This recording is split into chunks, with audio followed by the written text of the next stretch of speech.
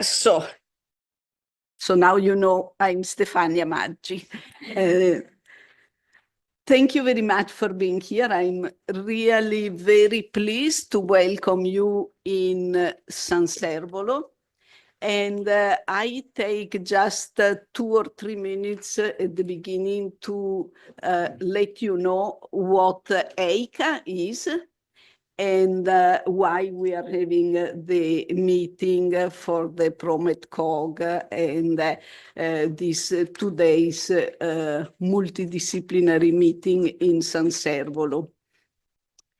EICA is the European Interdisciplinary Council on Aging, and it was created in 2016 as the EUGMS, the European Geriatric Society branch dealing with education and dissemination of results of different studies on aging, mainly to scientists, policymakers, and industry, different stakeholders, because EUGMS is a geriatric society and the members are only geriatricians. And of course, we thought that speaking only to geriatricians about the main result of research in the aging field is not enough. So the EICA mission indeed is to disseminate to different stakeholders. And we thought that the ProMedCog as a project indeed deserved to be disseminated to many more stakeholders compared to who has been really involved in the data collection and in the research. That's why in the program you have seen that we have added some different stakeholders not originally involved in the program, because we think that the exploitation of the result is indeed very, very important as a specific step of the project.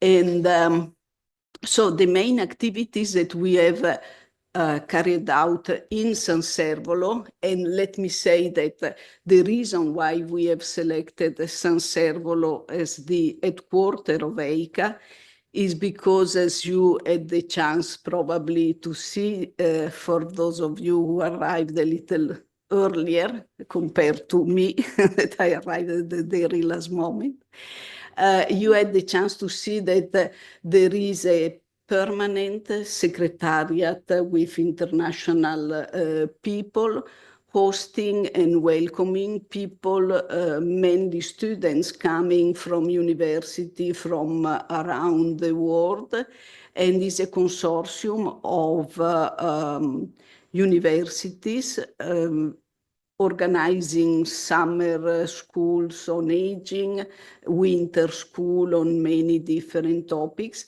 And originally, Venice International University, the VIU based in San Servolo, was focusing only on economical aspects of aging, and then it has broadened up the interest. So if you look at the programs of the Venice International University, you see that there are now also medical and public health specific initiatives.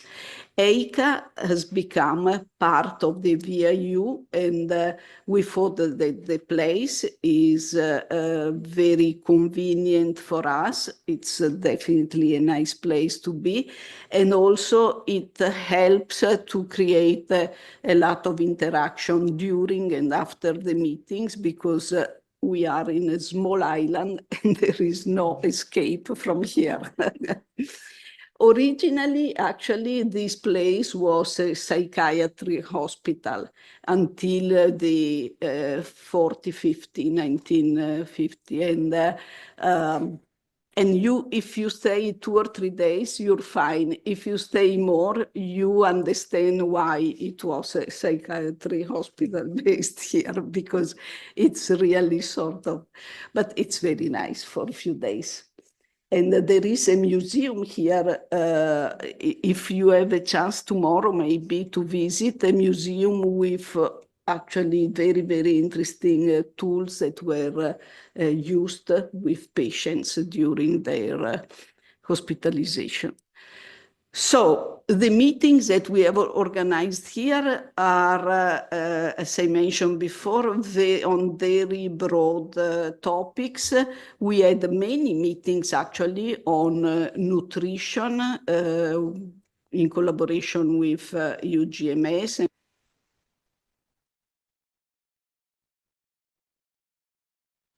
with many international organizations. We had meetings with policymakers, and that mainly with Italian representative.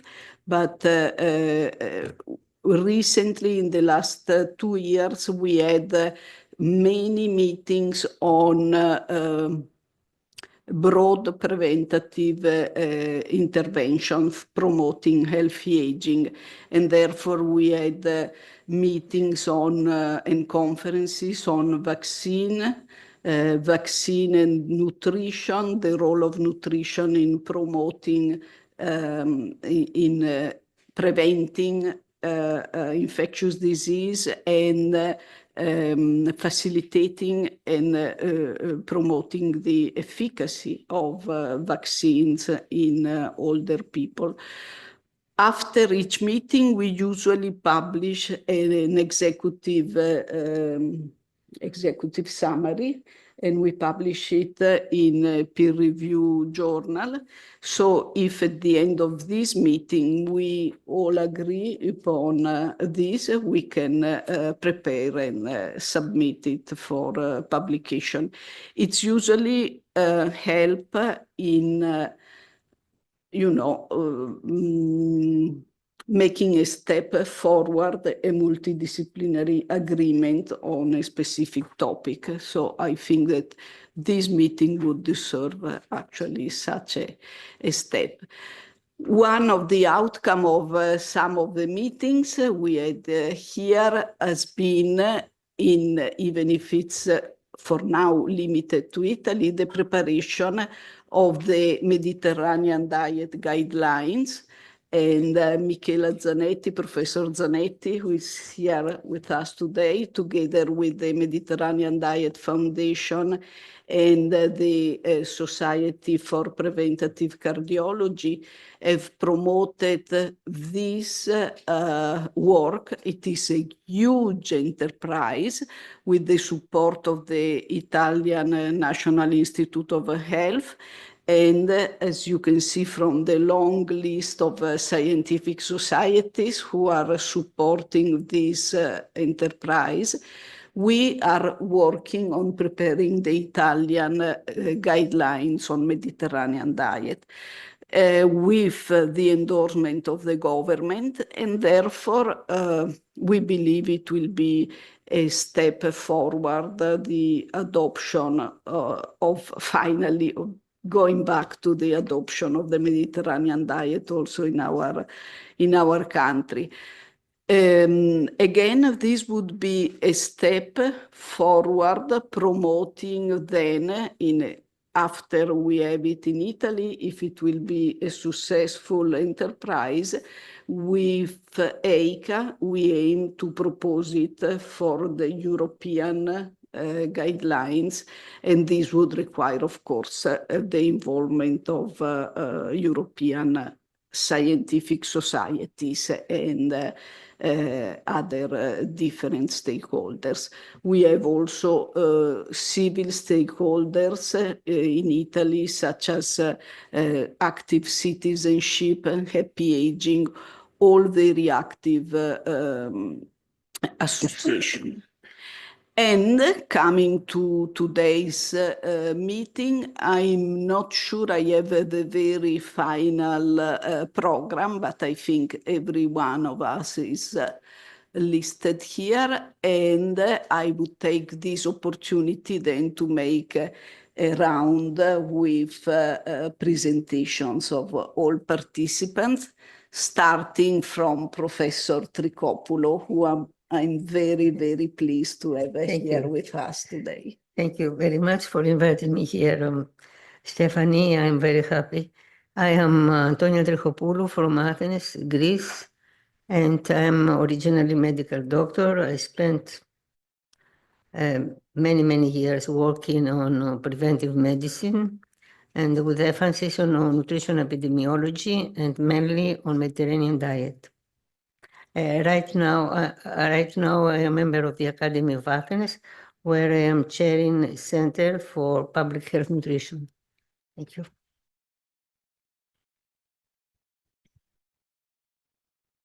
I'm Professor Sergi. I'm geriatrician at Padua University. We collaborate for a long with Stefania, with CNR, with all of researchers that are here in this day. And I have to introduce after the session of the ProMedCog. Hi, good afternoon. My name is Federica Prinelli. I'm a researcher at the Institute of Biomedical Technologies of the National Research Council in Milan.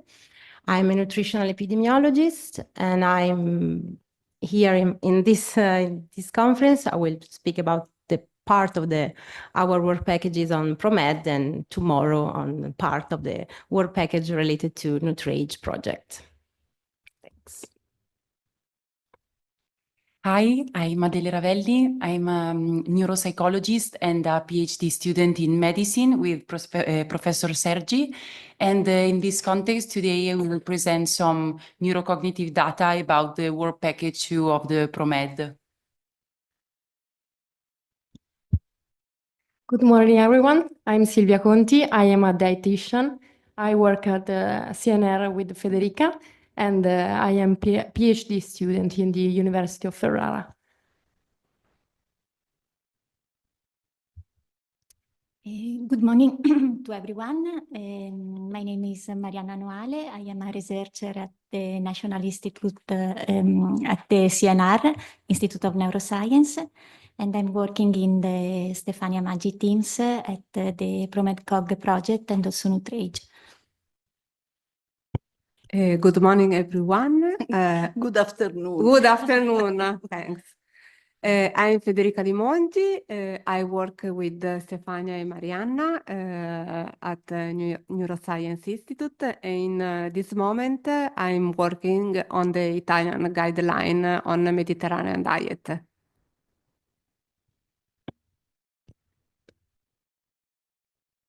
Good afternoon. I'm Eleonora Macchia, and I'm a neuropsychologist. I'm from Padua, Italy, and I'm a research assistant at CNR with Professoressa Maggi and others.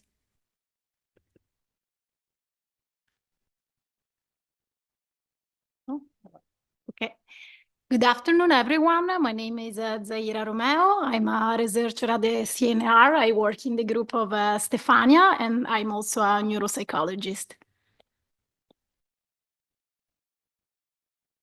Hi everyone, I'm Giuseppe Versari. I work in the team with Stefano Predieri. I work on alimentation, food, and chemistry, chemical analysis and sensory analysis.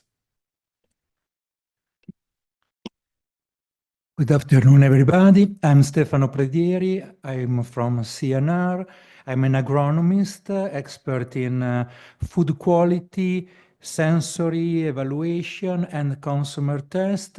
And thanks mostly to Stefania Maggi, I was involved in applying these disciplines as related to Mediterranean diet and the perception from older people of what is the functional food, Mediterranean foods, and in particular extra virgin olive oil.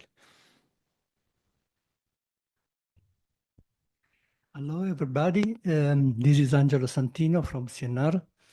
And I'm a food scientist, and also I'm a plant biotechnologist. And I'm sharing with Antonio Logrieco the honor to coordinate a large collaborative project from CNR called Nutrage, about which we will talk tomorrow.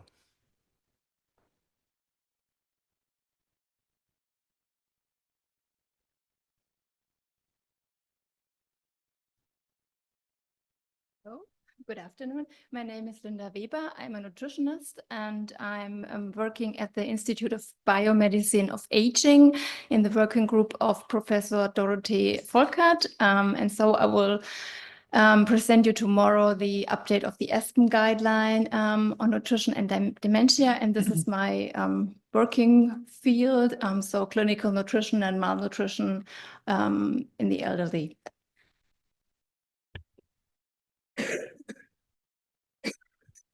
Okay. Hello. So I'm Christelle Avart. So I'm an engineer in agronomical science and nutrition. I've been working in food industry for 25 years. I'm here on behalf of Whole Grain Initiative.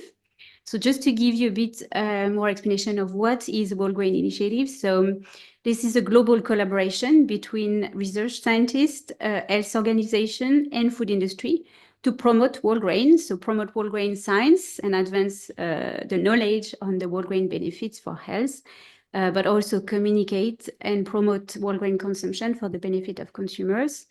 So yeah, so I'm really glad having been invited to this conference and being able to participate to the roundtable tomorrow. And I will have a call for help to share with you guys tomorrow.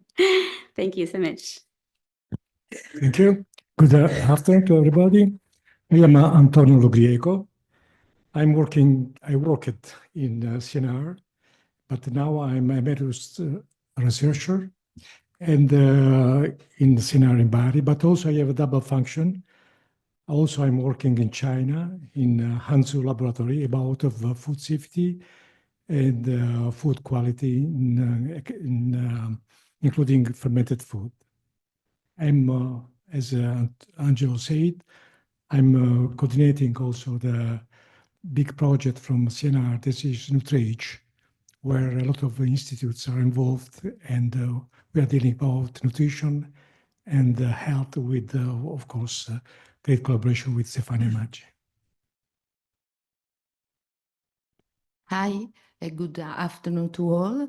I am Elena Zini, and I came from Research Center on Food and Nutrition, before known as National Institute of Nutrition. I am a senior researcher there, and I am involved on biochemical evaluation of nutritional status, as well as on food chemistry, particularly regarding on food quality.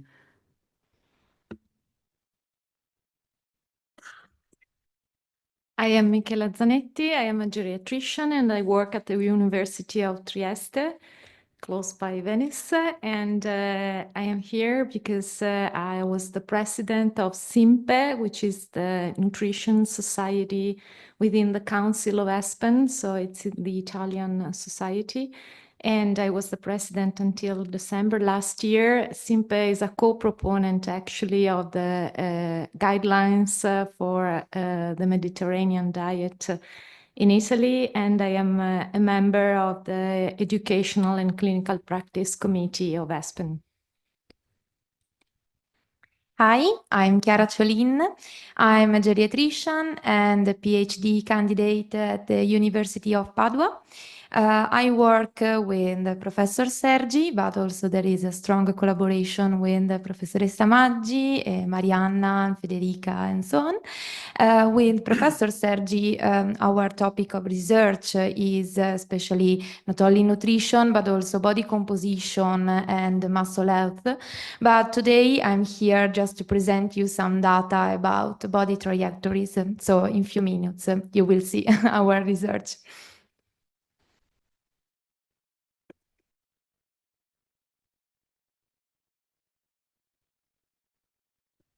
Okay, I think it's on. Good afternoon, everybody. My name is Lorraine Brennan, and I'm from University College Dublin in Ireland. I'm a professor of human nutrition there, and I'm going to speak this afternoon on some of the work that we've done in ProMed-Cog in terms of the metabolomic analysis.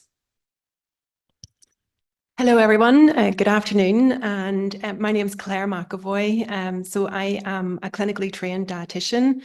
I'm currently work full-time in research now. So I'm in the Centre for Public Health at Queen's University in Belfast in Northern Ireland.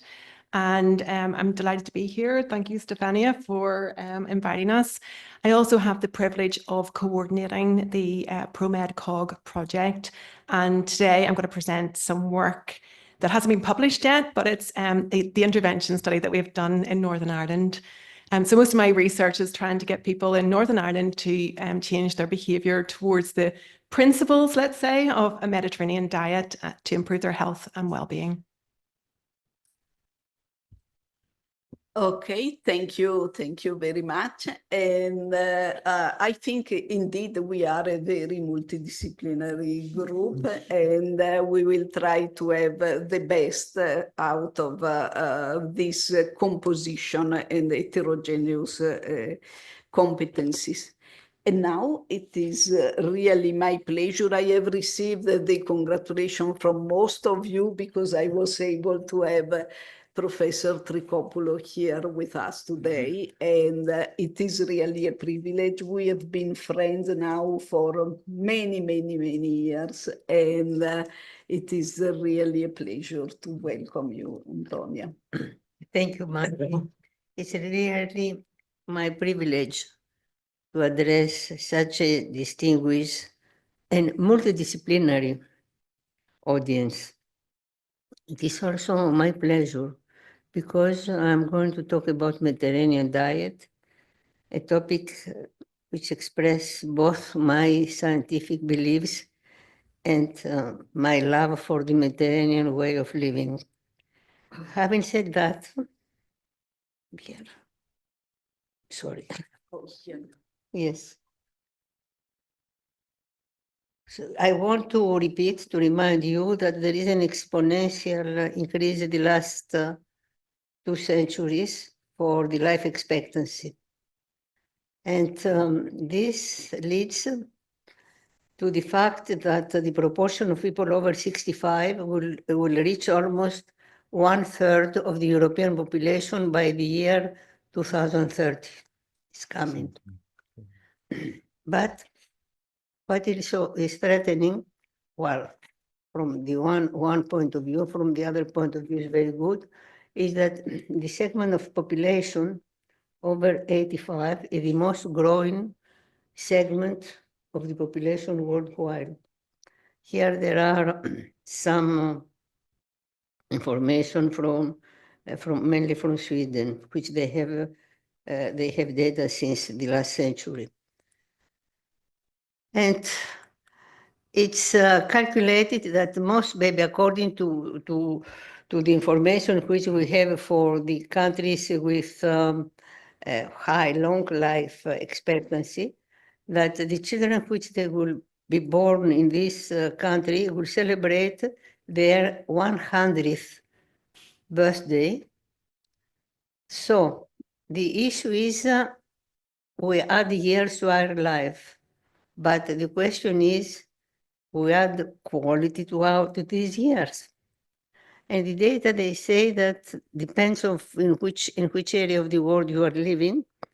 And you can see that the limitation for basic daily activities like bathing, going in and out of bed, getting dressed, is limited from 10% to 40%. I will move near to the because I'm sorry, I didn't bring my long sight glasses. This is anti-geriatric screen because it's very for all people, not solo for us. Non si vede niente.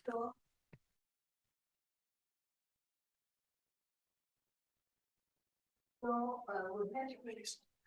we have to prevent the bad effects of the aging. And the experts, they say that they are 9.5 marks for aging. among of which is the deregulation of nutrient sensing. And all these hallmarks, they collaborate with each other. And at the end, we have reduction of aging. But for our case, it's very important that one of these 9 hallmarks is the regulated nutrient sensing. By saying that, I need to repeat that the human population is aging, and as a result of that, there are many diseases age-related that appear in the age population. And you know, the neurodegenerative disorders, cardiovascular disorders, diabetes melts, so on. And we wish to know if there is. Antonia, I'm sorry. There is no feedback. Without the microphone, your people connected. You want to repeat?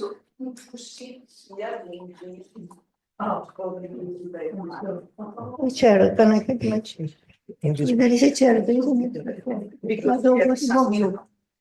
I'm sorry. Okay. I'm sorry. So, I'm sorry. So we want to know if really there is an effective intervention strategy to prevent the aging process. And according to the various interventions which they take place, and according to the research which is going on all around the world, there are several approaches referring to the natural compounds, the chemical finds, and some intervention on the way of living. And you can see that if you deal with this intervention and if you check what is comprises under the natural components, you can see, for example, that many of them, they are constituents of the Mediterranean diet. They are constituents of the food which we take in every day. And the same is for the chemical family, polyunsaturated fatty acid. This, the core of the Mediterranean diet is monounsaturated fatty acid, olive oil. And then polyphenols. It's the fruits and vegetables. And quercetin, we have studied some wild herbs in Greece, and the content of these herbs in quercetin is higher than the one in wine and the black tea and in apple tea, in apple juice, and so on and so on. Carotenoids, sterols, all of them there. Mediterranean diet is very rich in all of them. Plus, that Mediterranean way of living comprises a lot of physical activity, because Mediterranean diet is not only calories and nutrients, comprises many more things, a way of living, as I mentioned before. So we can say, we can claim that you have to consider, if we are talking about intervention, we have to consider also what Mediterranean diet offers to us. And now, before saying what Mediterranean diet offers to us, I remember the saying of an ancient Greek philosopher of the 5th century before Christ. He said that the beginning of archipedεύσεως ήταν ονομάτων επίσκεψης. This is in Greek, which apparently is Greek for you, even for me to a certain extent. The beginning of a right education is the examination of the words. When we are using a word, we have to share the meaning of this word, to mean the same thing for everybody of us. Because more than often, the term Mediterranean diet is misused, either intentionally or unintentionally. So that's why, I'm sorry, what I'm doing. So that's why I want to tell you, at least in the context, sorry, excuse me, in the context of the present, my presentation, that when I'm saying Mediterranean diet, we mean that the dietary pattern found in the olive-grown areas of the Mediterranean region in the late 50s and early 60s, and in the areas where the olive trees, they are growing. And then he would tell me, why before the 60s? Because of course, and I think I am very happy that the audience is very young. That means a lot for me. That is interested on what we are working with magic for so many years. That after the 60s, many socioeconomic changes happened. And we change a lot. And among these changes is the abandonment of Mediterranean diet, even in the Mediterranean countries. So when we're talking about Mediterranean diet, we are mentioning traditional Mediterranean diet before the 60s, not what is happening today to a certain extent. Because today, of course, the Mediterranean diet of today is an integral part of the past and the present. In Greece, for example, as well as in Italy, because we are brother, sister countries, I don't know the expression, how you could say that in English, but you can see next to a modern cruiser, you can see a boat which is the same which Ulysses was using 3,000, 4,000 years ago. And then you can have breakfast with olives and bread and olive oil and oregano and some cheese, and then have in a modern outlet the most modern food. But on the other hand, this does not mean, because indeed there are many remnants of the traditional Mediterranean diet that exist today, that when we say Mediterranean diet is whatever we do today. And after, I mentioned also the way of living, because most of the audience today, they are Mediterranean, but for the person who they are not Mediterranean, I still met before some nice colleagues from Ireland. It's, my friends, this sea, which you see from your window, has been for millennia a road, not only for boats, not only for people, not only for merchandise.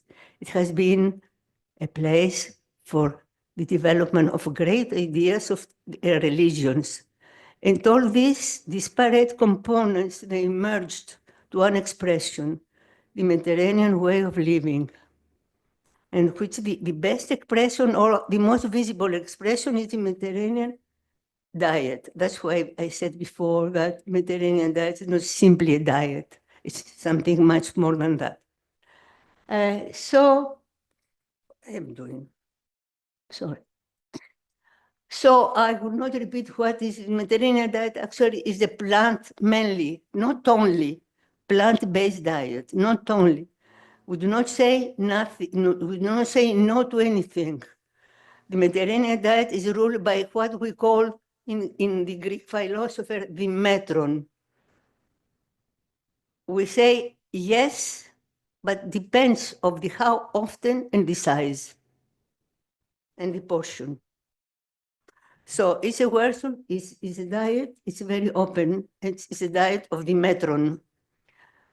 And then the Mediterranean diet also, as I said, it's a way of living. That's why, at least this is the Greek national guidelines, and come from the original one, which they were developed in 93. We have this homunculus, which is walking. And then, of course, we have the wine, because wine is a cultural issue. And I used to say to our colleagues from the North that for us, the wine is a cultural issue. We drink, it's drinked by adults during meals, much less by the ladies, by women.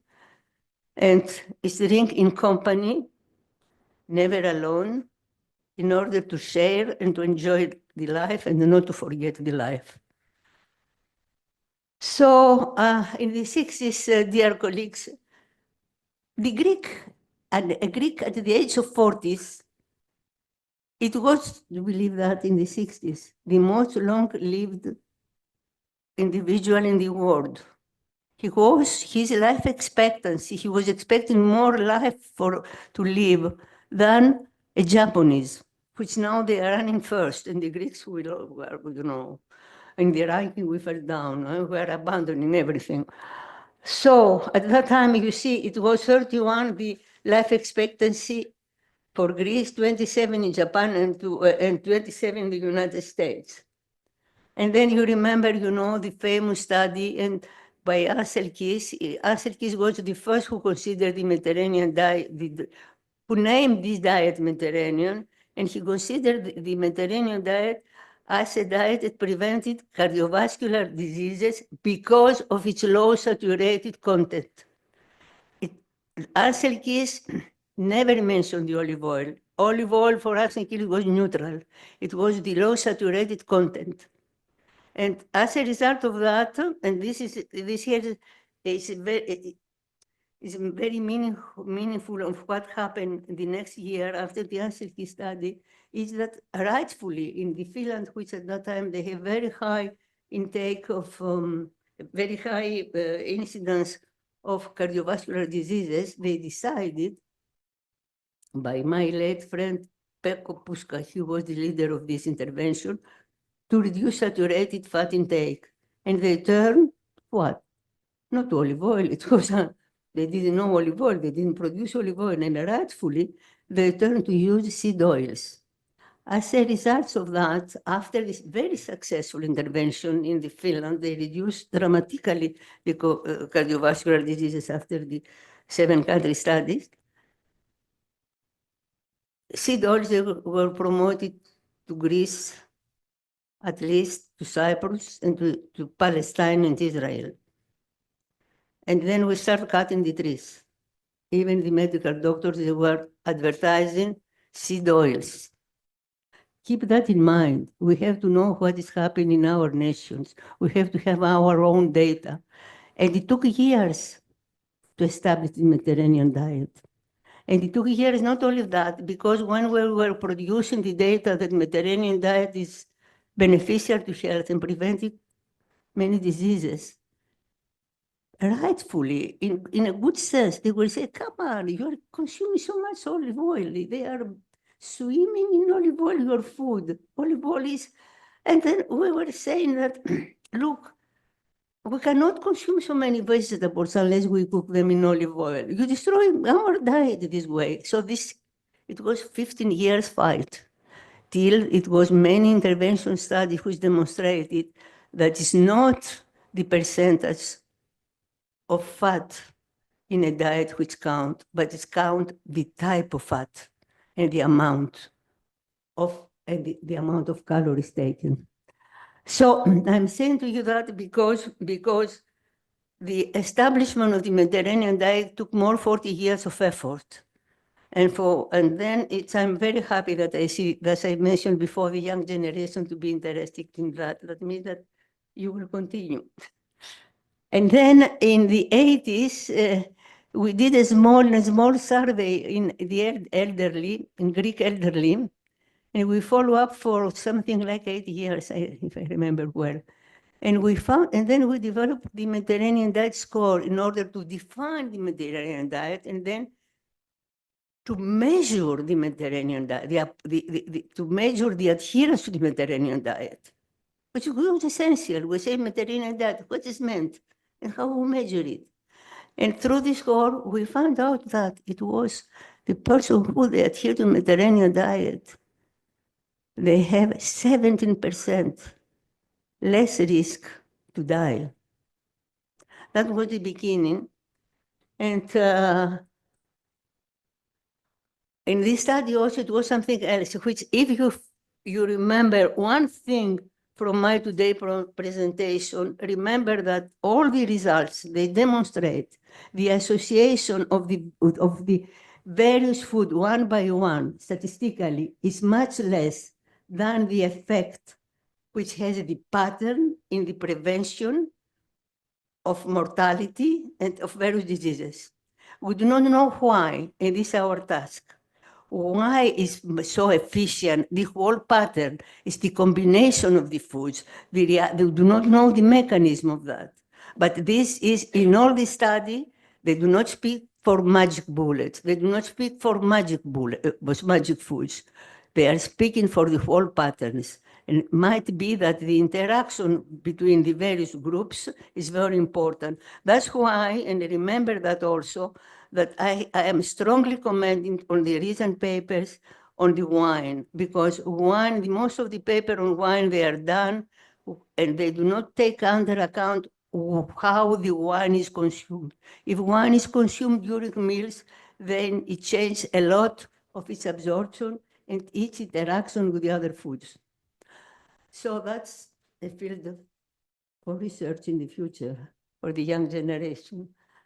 So I do not want to repeat the publication of papers supporting the association of the Mediterranean diet with longevity, with the prevention of several diseases, is exponential. Every year, every day they appear one paper from here, one paper from there.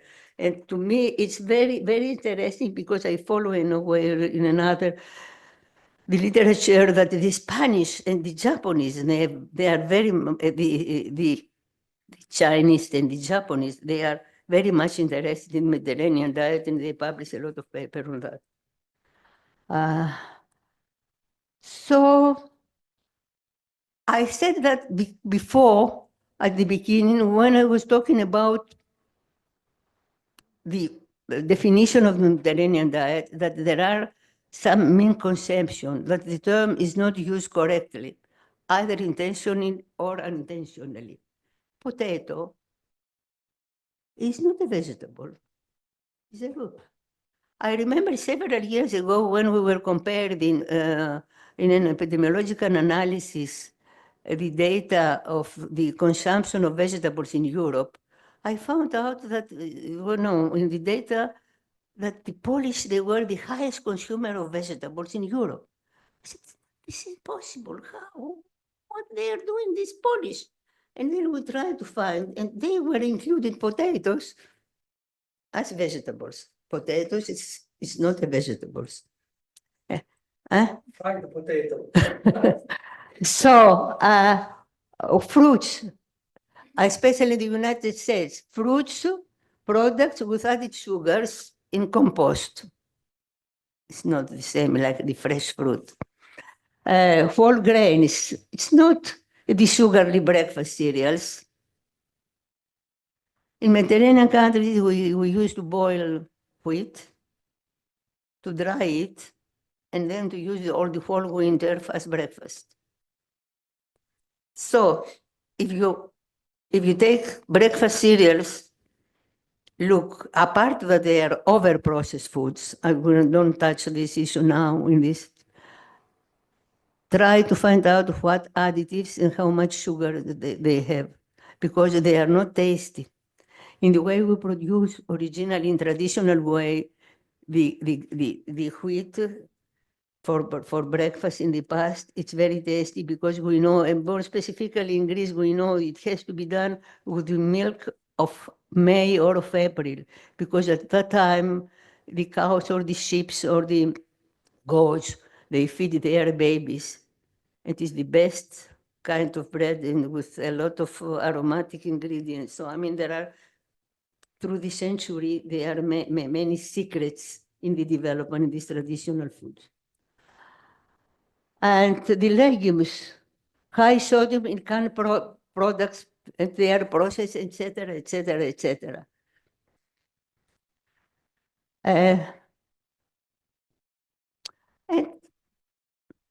as I told you, that it's the pattern which expresses the prevention of many diseases and is associated with longevity.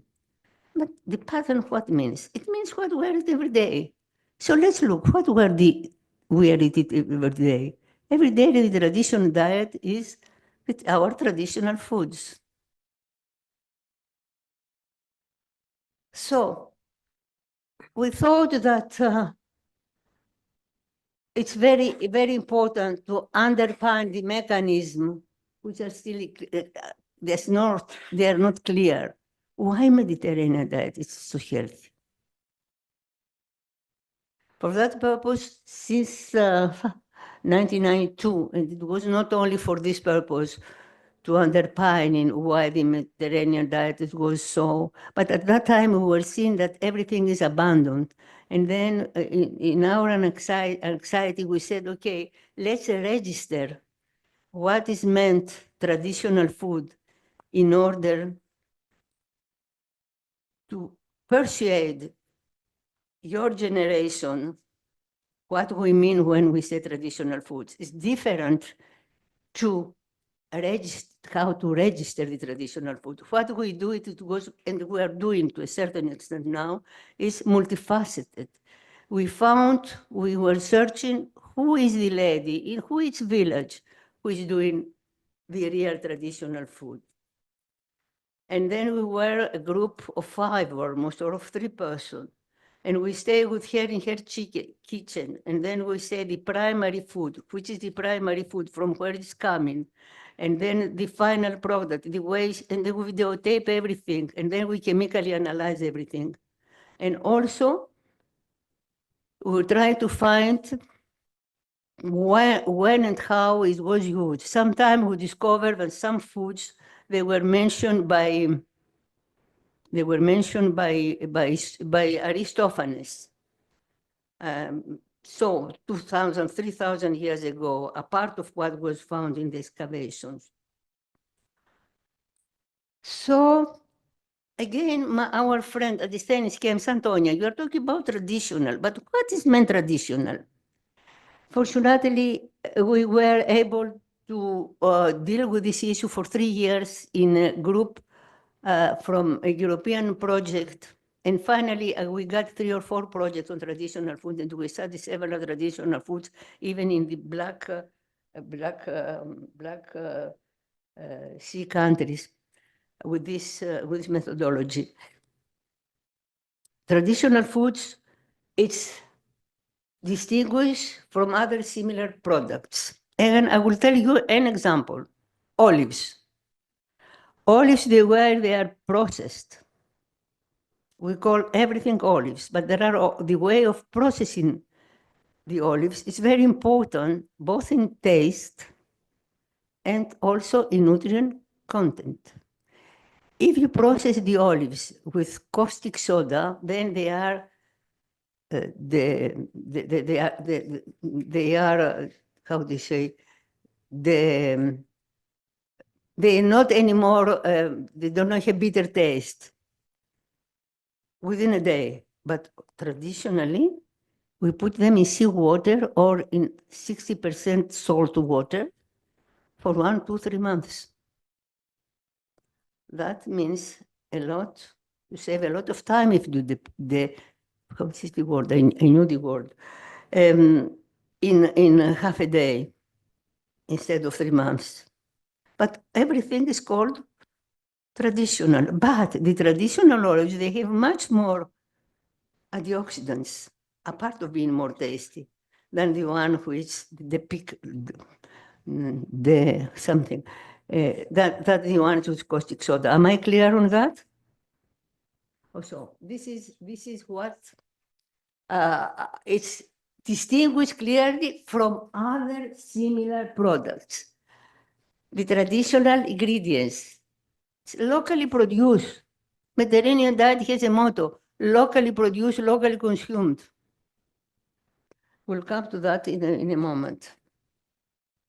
And then, so I will show you, I will demonstrate you in practice what I mean. We went to Santorini Island and we found an old lady to register, to study the fava. Fava is a kind of a paste. It's a main dish which is produced by fava beans. So, and then as I told you, we did chemical analysis. At that time, it was sent all the chemical analysis to genome. Now we can do them in Greece. And we check fava beans for its content, flavon, flaval, free, and so for some polyphenols. Oh, we said fava is okay. It's good and it's very tasty. It provides a lot of olive oil, a lot of onions, but not antioxidants. But then the fava is served with a sauce, which is called a caper sauce in tomato.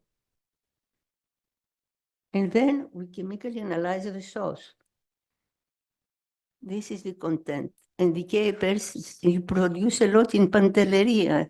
Pantelleria is an Italian island south near Libya or near Tunisia, between Sicily and Tunisia, I think. It's a beautiful island, and it's the island of the production. They live from capers, truly Mediterranean products. So this is one example. Then in Greece, we are very much interested in the herbs.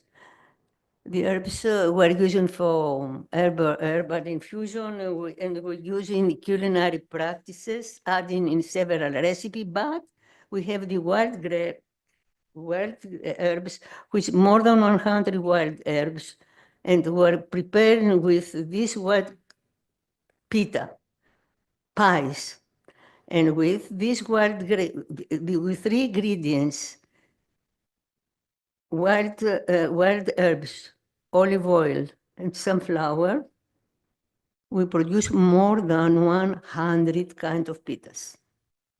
I will not extend that, but I will show you. This is the old ladies, how they collect the wild grape, and they choose them, and they know, it's not by chance that they put all of them. They know there is a lot of gastronomy because they knew which one to choose for the bitter taste, for the sweet taste, how many they have to go from this. In Apulia, I know that this still exists. In other parts in Italy, but in Apulia, I know, I have experience of that.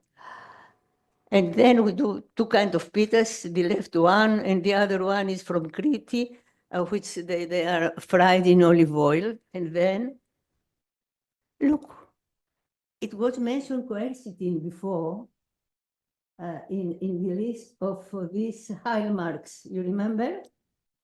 And then the quercetin in one very humble herb, lapatho, we call it in Greece, but we have the name according to Theophrastus and to Plinius also in our publication. So, and then, naturally the bitter, it's the bitter is the way when we're using for, so I spoke about that. And then I will tell you, because I could give, we have studied almost 200 recipes, but at the end of the day, we said, what a Mediterranean diet menu offer. It was one great surprise. We cooked, and then we developed a weekly menu, which was truly Mediterranean. And I'm saying that because in the Mediterranean, still in Greeks, we have also the Greek Orthodox Church, and we are recommended to avoid every Monday, Tuesday, Wednesday, and Friday, animal origin foods. So mainly we cook either plant foods, and mainly in the summer many legumes, many various plants which they grow in the summer, like okra, eggplants, carciofi, and so on. And the winter mainly legumes, beans, lentils, chickpeas, and so on. So we chemically analyze, this is what, and we chemically analyze for 1 whole week. And then it was amazing because the inorganic constituents offered by this menu, they are equal according to the recommended values of both of the World Health Organization and the European Commission. So we didn't need to eat anything. We didn't need to take care of anything else. We didn't need to take care of any pill if you follow the Mediterranean diet. If not, that's another story. And then we try to see, come on, how we can, with these foods, they could add a claim. Now we're talking about how they call this food, the food which they offer us many nutrients, superfoods, I don't know. But this food, these pies, which they offer so many antioxidants, they could not be a reclaim. So we try to find out how many nutrition claims, according to the European Commission law, they could be added in these traditional foods. And for almost 200 foods, we found out that more than 1,000 nutrition claims were relevant for these foods. So if we wanted to add claims, we could claim that they are superfoods. So I will stop talking about, but I think that is important also to mention. I mentioned how the herbs, they are used for the various pittas, but they are used also as medicinal foods, as herbal infusions, and for culinary purposes. For many of our dishes, which called ladera, ladera means oily because they are produced in olive oil. We add a lot of herbs. That's why the zucchini becomes so tasty. And if, of course, in the United States, they are asking me how you eat so many vegetables. Simply, we do not eat them raw. If you offer me zucchini raw, or eggplant raw, or carrot raw, I can eat 1 stick, 2 sticks, 3 sticks. But if you have the way we cook them with onion and garlic and olive oil and aromatic herbs and things like that, you will see. You will never, you will eat more than 200 or 300 vegetables on your main dish. And then I want to tell you, talking about traditional, this is a strainer which is exposed in the Heraklion in a big city in Crete. And this was used something like 4,000 years ago in Crete in order to produce their herbal infusions with indigenous herbs. So, having said that, I want to remind you that for 7 years in a row, the Mediterranean diet was first chosen as the best diet, both for its health attributes, because it's healthy, because it's tasty. We cannot separate the pleasure of eating, the taste, the company. And in this context, if we want to broaden the beneficial effects of the Mediterranean diet worldwide, we do not say that do as we do. We cannot say to Ireland, eat in the summer every day watermelon. I do that. I love watermelon. Huh? So they have, and then I said it's produced locally and consumed locally. And we say, why do we say that? Because you cannot speak anymore. Today it's multidisciplinary. We cannot speak only for Mediterranean diet from the point of view of nutrition. We have to speak about the environment. And I will finish with that. So we could teach them or inform them, not teach, inform them about some lessons which we learn from Mediterranean diet and how to adapt to their local products and to develop their own pyramids. For example, there is a paper and there is a group in Napoli and in Boston which they are working on that, how to develop in other parts of the world, based on the lesson learned from Mediterranean diet, how to use local products. And I will mention, for example, I was very much interested for this moringa oil in Africa. This moringa oil is an olive oil which is very similar, monounsaturated, a lot of monounsaturated. And moringa is a bush. And it's everywhere. And I remember also that it is this native grain like teff. Teff is a grain which is higher proportion of proteins than any other grain, more than wheat. And this, because it's very high, I think, in calcium, they say that in Ethiopia, the women, because they consume a lot of teff, they are protective from osteopenia. I mean, I'm telling you what I read, preparing my presentation and looking at this data. The same happened for quinoa for America, not for us quinoa, Now we are eating in Greece quinoa everywhere. It's not good, bad, but it's not our local product. Well, we have so many other things to eat, which is, but of course, we are living in an internationalized world. It's nice to taste everything, but it's different to taste it once or to begin as everyday practice. So I close that because I think that it will not be nice to finish my presentation without mentioning, as I said before, about the environment. Mediterranean diet evolved the last 10 years from a healthy diet to a sustainable diet, to a friendly diet, because it respects the environment, because it respects seasonality, because it respects biodiversity. Okay. And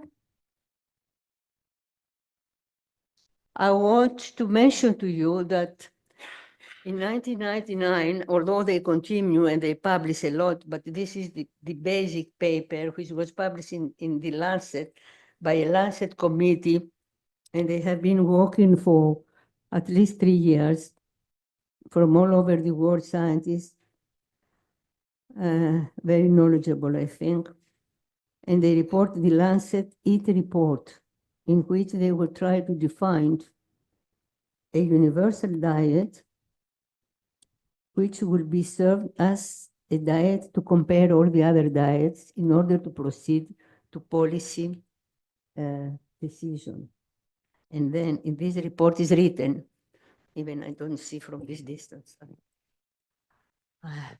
Mediterranean diet has emerged as a pattern that promotes good health. Indeed, the epidemiology, it is rare to have so consistent evidence of the beneficial effect of an exposure as it is been shown for the Mediterranean diet. This is written, it's a copy from the Lancet Eat report. A diet, Mediterranean diet, that maximizes longevity, improves health-related quality of life, is ecologically sustainable, is environmentally friendly. So, and I close my presentation with what was written in 2018. It is recommended that older adults adopt the characteristics of a Mediterranean type diet,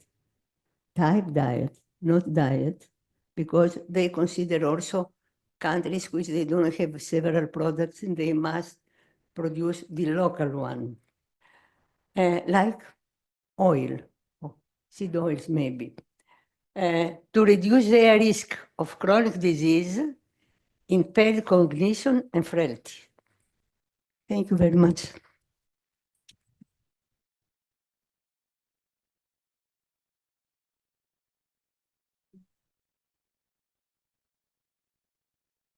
Thank you very much, Antonia. I think we couldn't start in a better way with this fascinating presentation of the Mediterranean diet. Thank you. Thank you. Thank you. Thank you for reminding me, giving me the opportunity. And now I would leave the floor to Professor Sergi for the first.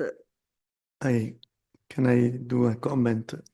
You like to comment? Comment because Antonia, thank you very much for your presentation because you remember to me my origin of the South Italy.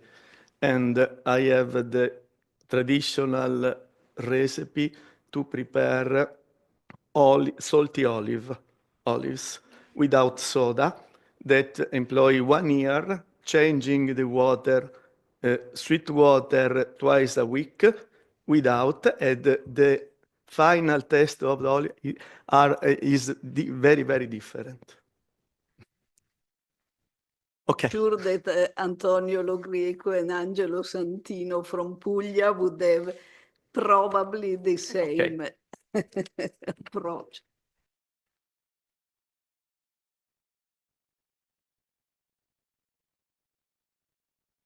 Would you accept some questions or comments? It's up to you. It's up to you. I'm here for you. It's up to you. Thank you very much, Antonio, for the great talk.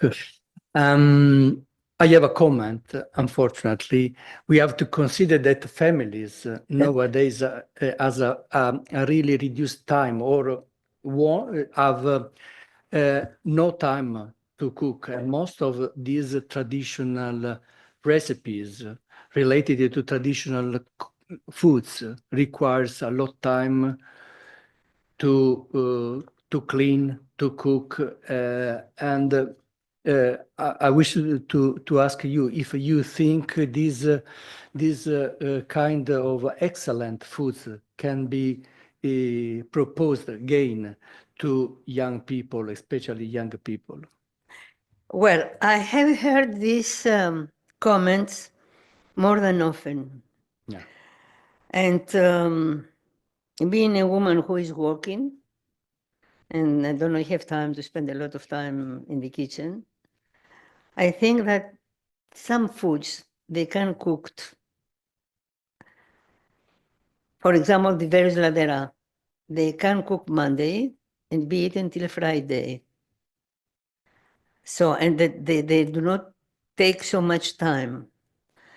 It is only to think and to find the recipes. Of course, if you want to make a pita, take time. Take time, especially if you want to open the dough. But there are now, you can open the dough already from the supermarket. So I think it's a kind of decision. And then I think that today, for example, I was very happy. We tasted pasta and fagioli.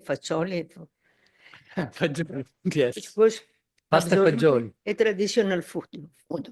Why not having in the catering and instead in the restaurants, what they do, they take the traditional recipes and they produce some magic you cannot recognize. I love sea urchin, for example. I don't know if everybody know the sea urchins, the eggs, which is better than caviar to me. But the sea urchin, they have to be eaten raw by the sea. When you pick them up, finish. But then in some restaurant license, they offer in a complicated way the sea urchins. It's not anymore the original thing. They try, they invent, and they change the original. So I think a catering in which they were study from a technological point of view, like today, I think that pasta and fasoli today, it was great. I don't know what. And on the other hand, there are recipes which can be learned. And then it's also, it could be the exercise of the whole family. I mean, it's not only the woman or the man, I mean, one person who is cooking. It must be a pleasure for the whole family, the way of cooking, sharing things. And really, Andrea, I think that it's a very quick, well, by saying it takes time. Of course, it takes more time than buy a piece of meat and put in the oven for 10 minutes. Yes, it's more, but even you can cook and eat the same food twice per week, or you can prepare one pita, eat for 15 days if you put in the freezer. So there are, and then of course we have fresh salads every day. Okay. Now we can open the ProMedCog session, and I show you 5 slides to introduce this important project. ProMedCog is an acronym of protein, enriched Mediterranean diet and exercise to prevent undernutrition and promote healthy cognitive aging. Okay. And this project involved 6 partners for 5 countries: Ireland, United Kingdom, Germany, Netherlands, and Italy. And 17 scientific collaborators, probably more than 17, 8 early career researchers, many external stakeholders, and the principal investigator, the coordinator of all the project is Claire McKeown from the Queen University Belfast. These are the main the main aims of the project. The straighten epidemiologic evidence to understand the link between undernutrition, cognitive decline, and dementia, increase scientific knowledge on the balance between a protein-rich Mediterranean diet and exercise to prevent undernutrition and promote cognitive performance, and generate data on mechanistic pathways. And finally, develop public and practical recommendation to combat undernutrition and promote brain health. This is the structure of the project, and the project is composed by from 5 work packages. The package 1 is project and consortia management. Package 2, undernutrition, cognitive decline, and dementia risk. Package 3, Mediterranean diet, exercise, neurocognitive aging. And package 4, the ProMed-X diet and exercise intervention study. And finally, sharing the package 4, sharing results and recommendation. And the last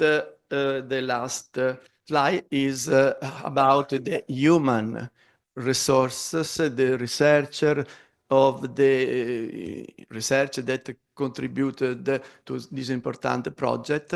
Many are here in this meeting, many of them. And the researcher Claire McKeown from the Queen University Belfast is the coordinator of the project as of WP4, and that leads the ProMed-X study. Professor Lorraine Brennan from the University of Dublin that leads metabolomic analysis between WP3 and 4. And Dr. Federica Prinelli with Marianna Noale and under the cover scientific, psychological, human cover of Stefania Maggi, and from the National Research Council that leads the epidemiologic analysis in collaboration with WP2, and the Professor Sergi, but as you know, the true leader of this WP is Caterina Trevisan, that she can be here because she's acting as a visiting professor in to the National Institute on Aging in Baltimora, and quindi from University of Padua that leads the epidemiologic analysis of WP2 in collaboration with Federica in WP2 and WP3. And finally, Professor Lisette de Groot from Wageningen University, the Netherlands, and Professor Dorothy Walker from the Friedrich Alexander University of Erlangen-Nuremberg, Germany, that gave an important contribution as scientific advisors for the overall project. I finished this presentation, and we can.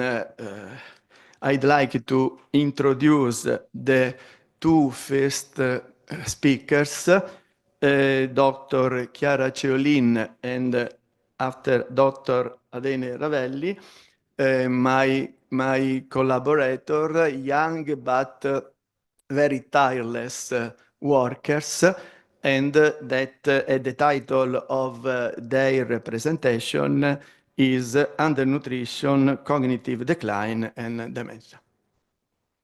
Ravelli, please.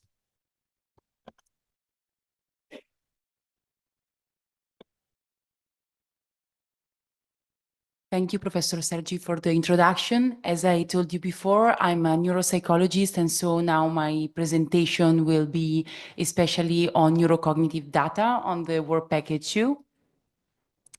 So just a brief background to tell you that, as we all know, the link between undernutrition and dementia is well known and well established. However, they certainly have complex and a potentially bidirectional relationship driven by several mechanisms. Literature confirmed that undernutrition is a prevalent condition among older adults suffering from dementia, and that undernutrition may foster both cognitive decline and dementia progression. However, what is still uncertain is whether and how undernutrition may play a long-term role on cognition in older adults, that is to say, on cognitive decline and the trajectories of cognitive aging. Moreover, most of literature we have on this topic rely on nutritional assessment methods that are based on screening tools or which focuses on single aspects of malnutrition. Conversely, the GLIM proposed new diagnostic criteria, which are based on the incorporation between etiologic and phenotypic criteria for a proper assessment of malnutrition. However, to date, no studies assessed the relationship between the exposure to undernutrition and the association with longitudinal trajectories of cognitive aging using these GLIM criteria. So, to fill these gaps, the main scope of the work package 2 was to increase knowledge about the association between undernutrition and longitudinal trajectories of cognitive aging. I will talk to you about the first of the main objectives, and then I will leave the stage to my colleague Chiara Ceolin for the second objective. So for the purpose of this study, we consider 3 cohort studies, the ILSA, PROVA, and the BEST, which are briefly described here. And they all included a baseline assessment and some active and passive follow-ups over a mean of 8-year period. A retrospective harmonization of data was then conducted. And these are the main variables that were considered in these studies, that are socio-demographic characteristics and general informations, risk behaviors, cardiometabolic risk factors, cardiovascular diseases, chronic condition as also depressive symptoms, and aspects related to mobility limitations. Cognitive functioning was assessed through the mini-mental state examination, and incident dementia was diagnosed through established criteria. Undernutrition, as said, was assessed through GLIM criteria, so variables related to etiologic and phenotypic factor were considered. So, specifically, undernutrition was operationalized according to GLIM criteria that combines at least 1 phenotypic and 1 etiologic criteria for the diagnosis of undernutrition. In this case, we considered body weight, body mass index, mid-arm circumference to have an index of muscle mass, and weight loss in the last year. For etiologic criteria, we consider conditions related to reduced food assimilation and to inflammation, both due to acute and chronic diseases. While for cognition, cognitive function was assessed through the mini-mental score. It's a screening tool for cognition, a bribe screening tool for cognition. And for cognitive impairment at baseline, we considered a mini-mental score 1 standard deviation below the population mean value.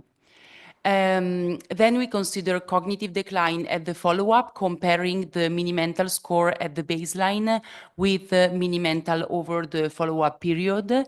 And especially a significant decline was operationalized as the putting the individuals in the worst 25% of the distribution of change across the whole sample.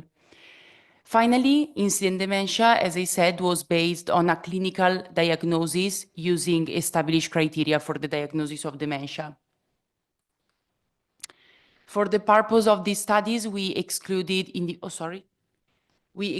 individuals living in nursing home, as well as individuals with missing data about the variables related to the exposure and outcomes, with a final pool cohort of 9,071 participants with a mean age of almost 72 years old, and the gender was sex balanced. Okay, the prevalence of undernutrition was of 14%, and it increased with increasing age, and it was more prevalent in females. In fact, I really can see the number, but I think in people aged less than 60 years old, undernutrition was like 3%, and it increased up to 30% in people aged more than 85 years old. Mini-mental at the baseline was 24.9. Up to 4% participants had a diagnosis of cognitive impairment or dementia at baseline. And then almost 30% of participants showed a cognitive decline during the follow-up period. Finally, going to the longitudinal association between exposure to undernutrition and subsequent cognitive decline, we can see that there was a significant differences on mini-mental state loss during the follow-up period, comparing undernourished and non-undernourished individuals.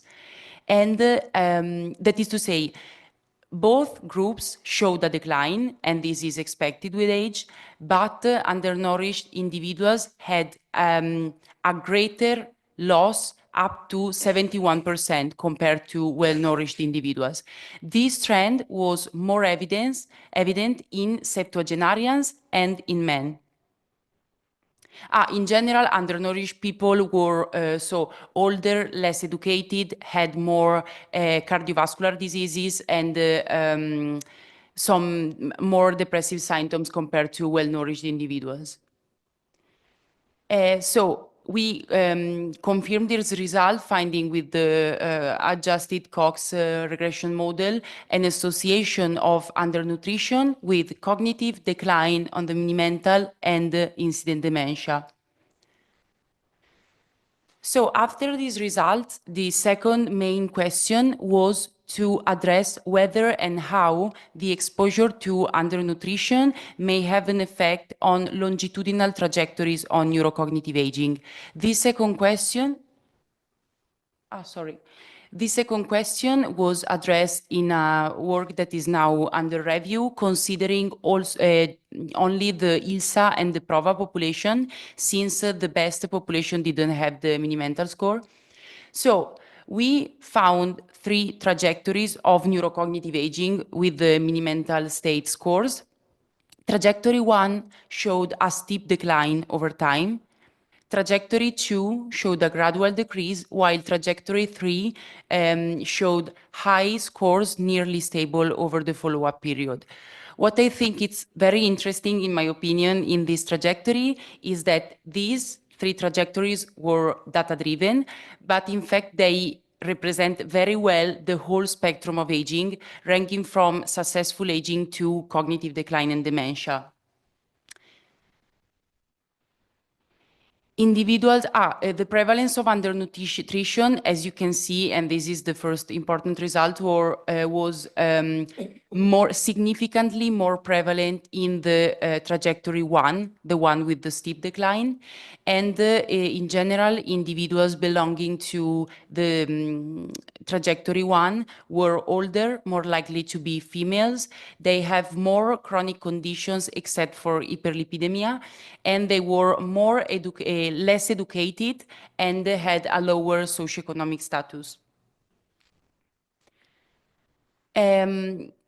We found, after adjusting for all potential confounders and taking the high stable trajectory 3 as a reference, we found that undernutrition at baseline was significantly associated with the possibility of belonging to trajectory 1, the one characterized by the steep decline, but not with trajectory 2.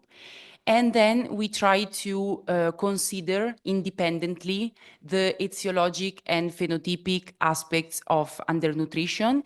And we found that phenotypic criteria were the major driver of this association between undernutrition and cognitive decline. So to summarize the main findings, with these studies, we confirmed that undernourished individuals were more at risk of experiencing cognitive decline over time and incident dementia. This trend was more evident, as I said, in septuagenarian. And in this regard, we hypothesized that the role of undernutrition may be more evident when high quantity of risk factor and comorbidities has not been accumulated yet. That means in the youngest old. While as for the phenotypic component of GLIM criteria, we found that these were the main drivers of the association, and this is in accordance with the fact that the loss of body weight and muscle mass are strictly related also to frailty and sarcopenia, which are conditions known to be linked with cognitive decline in older age.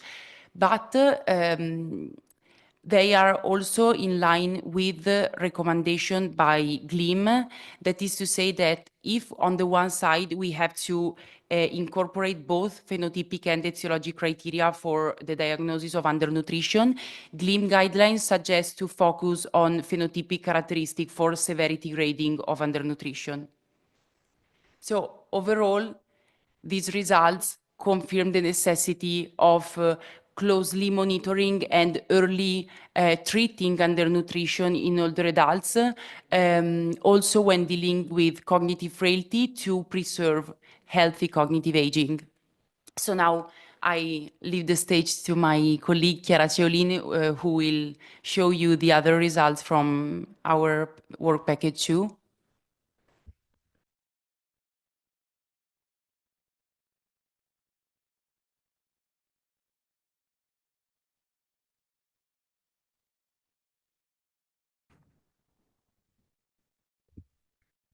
Hello and good afternoon again. It's a very pleasure to be here, and thank you again to Professor Maggi for the invitation. And as Adele told you, my presentation is similar for some aspects, but now I will focus especially on body weight trajectories. So to start, let's tell me just a few seconds about some body changes that occur during aging, because this is fundamental to try to understand why weight trajectories are so important, connecting to the different outcomes in older adults and also in cognitive decline. So, for example, during age, we have a redistribution of the fat mass. And especially, as you can see, there is an increase of abdominal and ectopic fat and a reduction of the subcutaneous fat. And also there are some different changes on lean mass, so muscle mass, that change the body weight and especially the body composition. So giving these premises on body changes and considering also the the great impact of dementia, especially considering the increased rate of this geriatric syndrome, there were some different studies that, especially in recent decades, focused on the relationship between the body weight and the cognitive decline.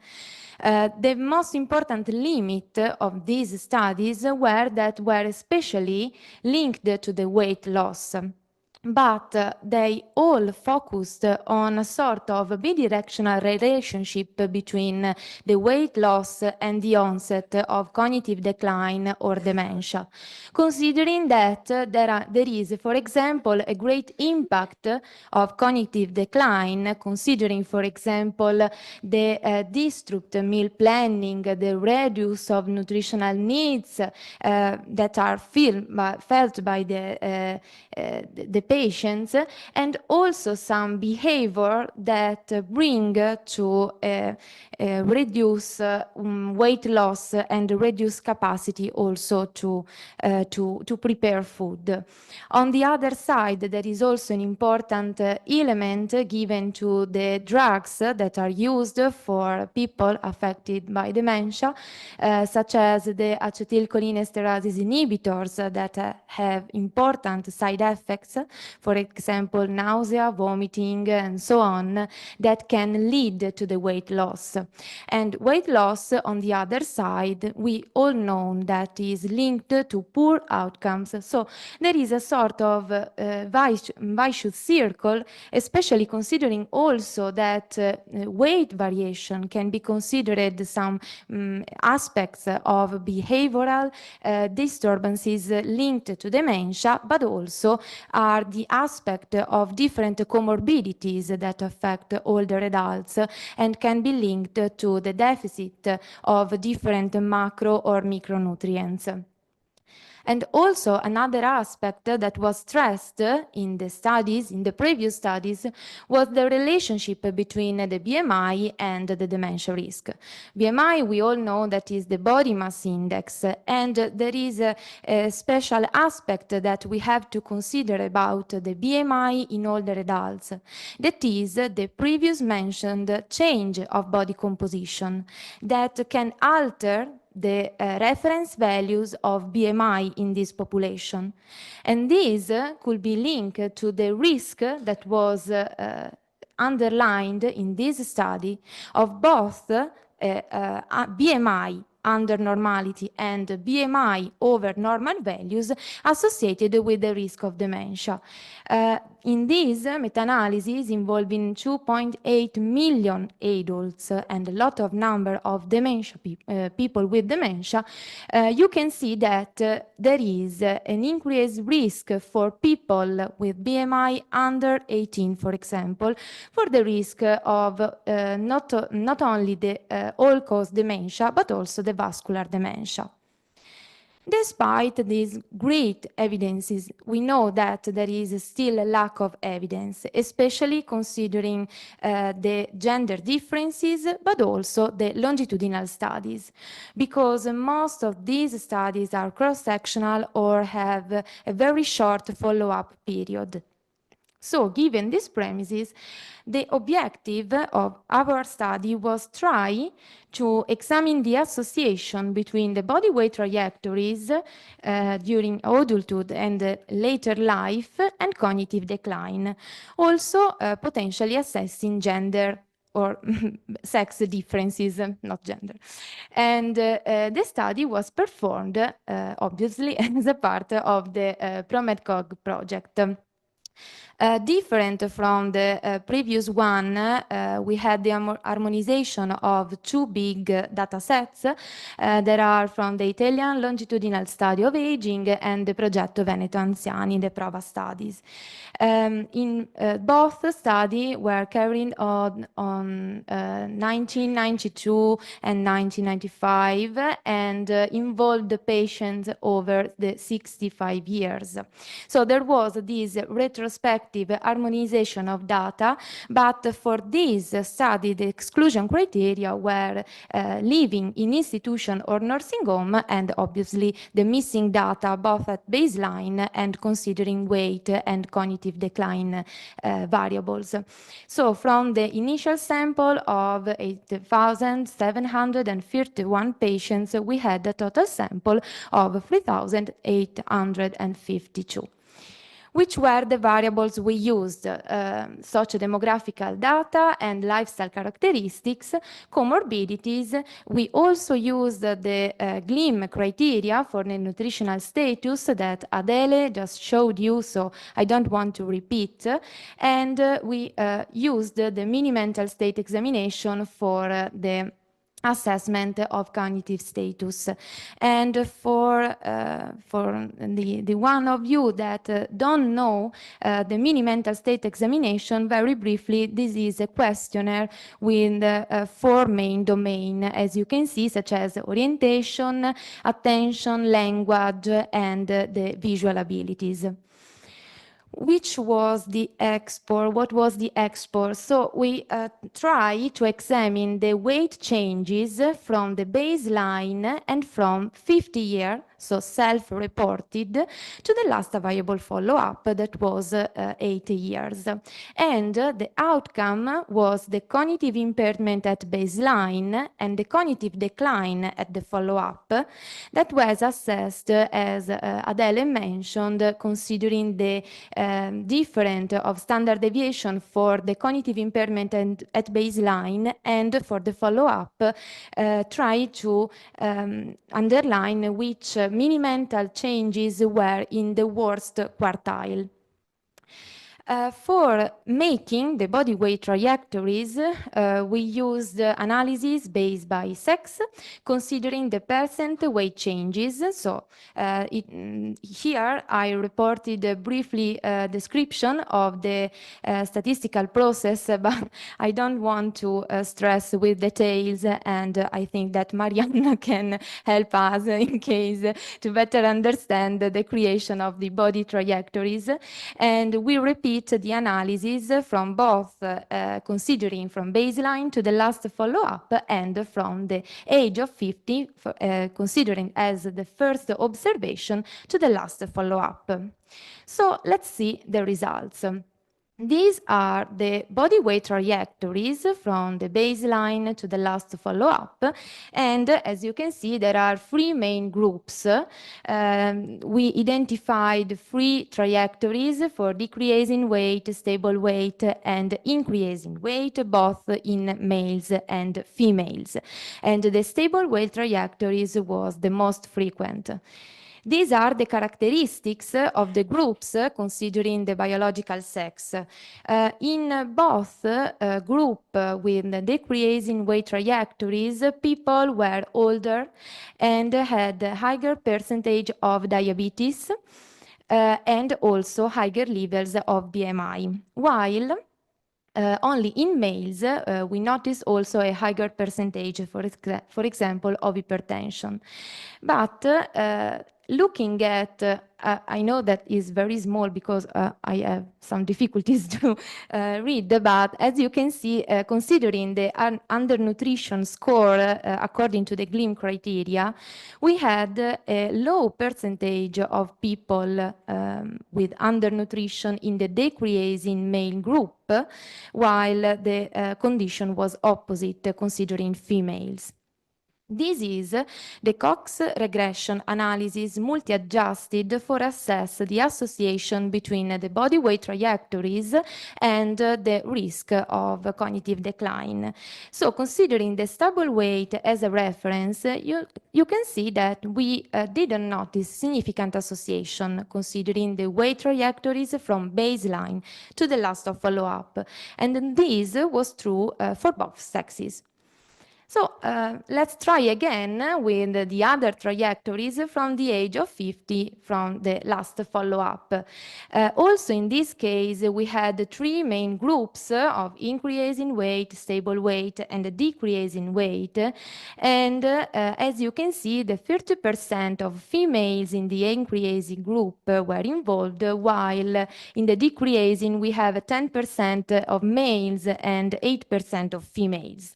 Again, these are the main characteristics of the groups, and I underline especially in the increasing male group that they were younger, but with higher percentage of hypertension and diabetes, and in this case, people in the decreasing weight trajectories, both male and females, had higher scores of undernutrition. This is, again, the Cox regression analysis, and again, we considered the stable weight as the main reference. But here, there are some important results because both both males and females in the decrease in weight were associated with a higher risk of cognitive decline, while only females in the increase in weight were effectively associated with an increased risk of cognitive decline. So which are the key findings? I think that the most important point is the follow-up that was available in these studies, so we can do some long-term trajectories, not only short-terms, that were associated with cognitive decline in advancing age. For people experiencing a decrease in body weight from middle to old age, we have a significant association with cognitive decline in both sexes. And this is in line with the previous literature about a potential cross-link and bidirectional relationship between the cognitive decline and the weight loss. While only among females, an increase in body weight from middle age to the last follow-up was associated with cognitive decline. And here, we can maybe hypothesize that it could be linked to the different body composition between males and females, because we know that in females there is a higher percentage of total fat and fat mass. So it's possible that with advanced age, there is a role, a hidden role probably, linked to the inflammatory states or maybe some leptin roles that need to be better understood in next studies. So to conclude, body weight trajectories have to be considered not only for physical health, but also for long-term cognitive health. And further research is needed to develop sex and gender-specific tailored intervention, but also to better understand the biological mechanism link the body weight trajectories and changes and cognitive decline. Thank you.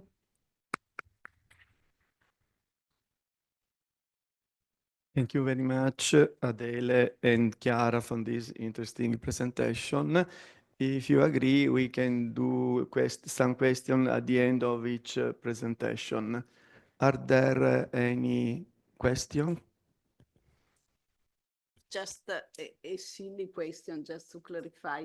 When you look at the trajectory, do you take into consideration the baseline weight? I mean, if someone is overweight, normal, or obese? Yes. Yeah, it was taken into consideration. Yes. So because it was a variation of percent variation. So considering the baseline and also the Grazie. No. Also the BMI groups. So the declining the trajectory of losing weight associated is true for everyone, those who are obese, normal weight, or underweight. Yes. Okay. Yes. Of course, because we considered all, also considering the BMI values and the cutoff in normal weight, obese, or overweight. Yes, we performed the analysis for all. Other questions? I have one unsolicited question for a long. We observed in the clinical practice that not only in the last stage of dementia, but before the dementia, the weight loss. In your opinion, weight loss before or at the beginning of dementia can be considered one cause of dementia or one early sign of dementia because of metabolic abnormal exercise. In considering your study, your practice about the weight loss, a weight change. Thank you for your question because it's an important point. I think that it's true that the relationship is bidirectional, but we all know that the patient with dementia have some problems and also some behaviors, some difficulty in prepared food or also experience change in behavior with loneliness. Sometimes there is a worsen of functional autonomy that can bring to the weight loss. But on the other side, it's also true that weight loss is just considered a behavior itself. So I think that we have to better understand the possible role of the weight loss because we often look at the dementia as the first step of weight loss, but there is a potential role also of the body composition first. And weight loss sometimes can, for example, make a person more frail and more vulnerable to the different stressors. So I think that also not only the concept of weight loss itself, but for example, the relationship with this concept of frailty can be a risk factor for the development of dementia. So the relationship, I believe, that is bidirectional, but we have to better understand, to better study it. Thanks.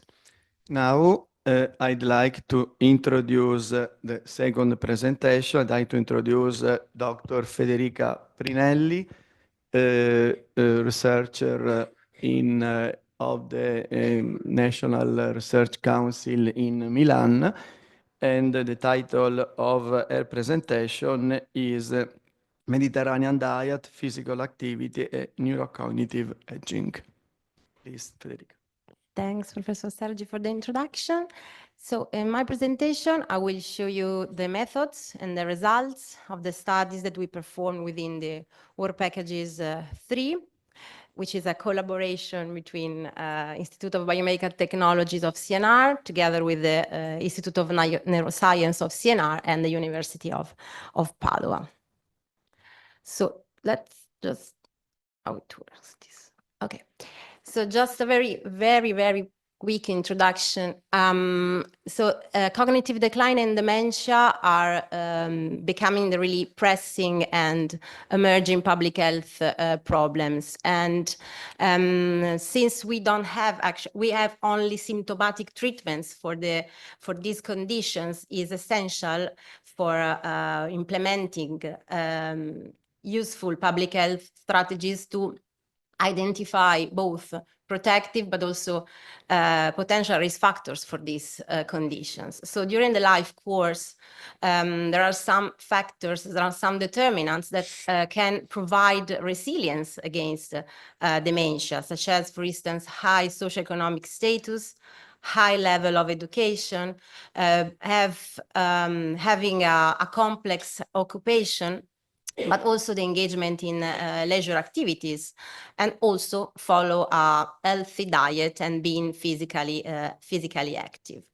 So we know that the adherence to Mediterranean diet, which is one of the main and the well-studied dietary, a priori dietary patterns, is associated with a decrease in the risk of cognitive decline and incident dementia over time. And we know also that the engagement in physical exercise is a protective factor. However, still, we actually don't know the mechanisms that link together this physical exercise and the synergistic relationship between physical exercise and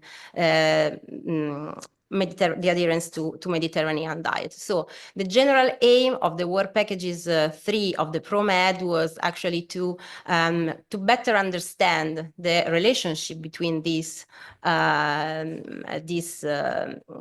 parameters on neurocognitive aging, not only considering cognitive decline and dementia, but also using data coming from the neuroimaging in the course that we analyzed. So this work package have 3 main objectives. The first one was to estimate the longitudinal association between Mediterranean diet, physical exercise alone and in combination, cognitive decline risk and incident dementia. And to accomplish this aim, we pulled together the data coming from the cohorts that Adele and Chiara said, briefly described before. So we pulled together the best ILSA and PROVA data sets, ending up to a final cohort of 8,762 participants. For the second objective, we pulled together PROVA and NUT-BRAIN with a final sample of 1,073 participants. The second aim was actually to try to estimate the cross-sectional relationship between diet, physical exercise, and neurocognitive outcomes. And finally, we have the third objective of the work packages 3, which is also in correlation and in collaboration with the work packages 4, with the group of Lorraine, where we analyzed a small data set of only that coming from the NUT-BRAIN project. So to try to analyze the dietary data across these four data sets, we performed a really hard and time-consuming process, a step-by-step retrospective harmonization process. We tried to harmonize the data coming from the cohorts that I described, that I cited before. So basically, all of these cohorts were performed in Italy, mainly in the north of Italy, except for the ILSA that we recruited also participants from the south and from the center of Italy. The first 3 cohorts, so ILSA, PROVA, and BEST, were performed in 19th century. Instead, the NUT-BRAIN was performed from 2019 to 2023. The study design was prospective in their nature, except for the NUT-BRAIN that was a cross-sectional study. Regarding the dietary assessment methods, we used in all of these studies a food frequency questionnaire for collecting the data through a face-to-face interview. You can see that, of course, there were some differences, as expected, in the number of items included in the questionnaire, and also in the time frame. So in the case of ILSA and PROVA, the data were collected over the past week, and in the BEST and NUT-BRAIN, data were collected over the last year. And in all of these studies, we use the food composition database for epidemiological study in Italy to derive micro and macronutrients intake and also energy intake. So this is more or less the process. I don't want to go really in detail because it was really technical. However, we started from the original data sets using descriptive statistics to look at the original raw data. And to creating a kind of code book. Then we harmonize the frequency of consumption of each food items, recording this frequency in grams per day for each foods. And then we try to standardize also the portion size in standard portion size using the same guidelines from the for the Italian population. After that, as I said before, once we have all of this standardized information, we calculated the micro and macronutrients and the energy intake using the food database composition. And finally, we try to aggregate all of these foods in 27 higher food groups in order to be more, let's say, to have new variables much more as much as possible, to compare these variables as much as possible across the studies. So this is the distribution of the food groups intakes per study. Sorry about, I mean, I'm not sure that you can see. However, we ended up with a pool cohort of 9,326 subjects. The mean age of the sample was 72.4 years of age, and the sample was constituted by 52% of women.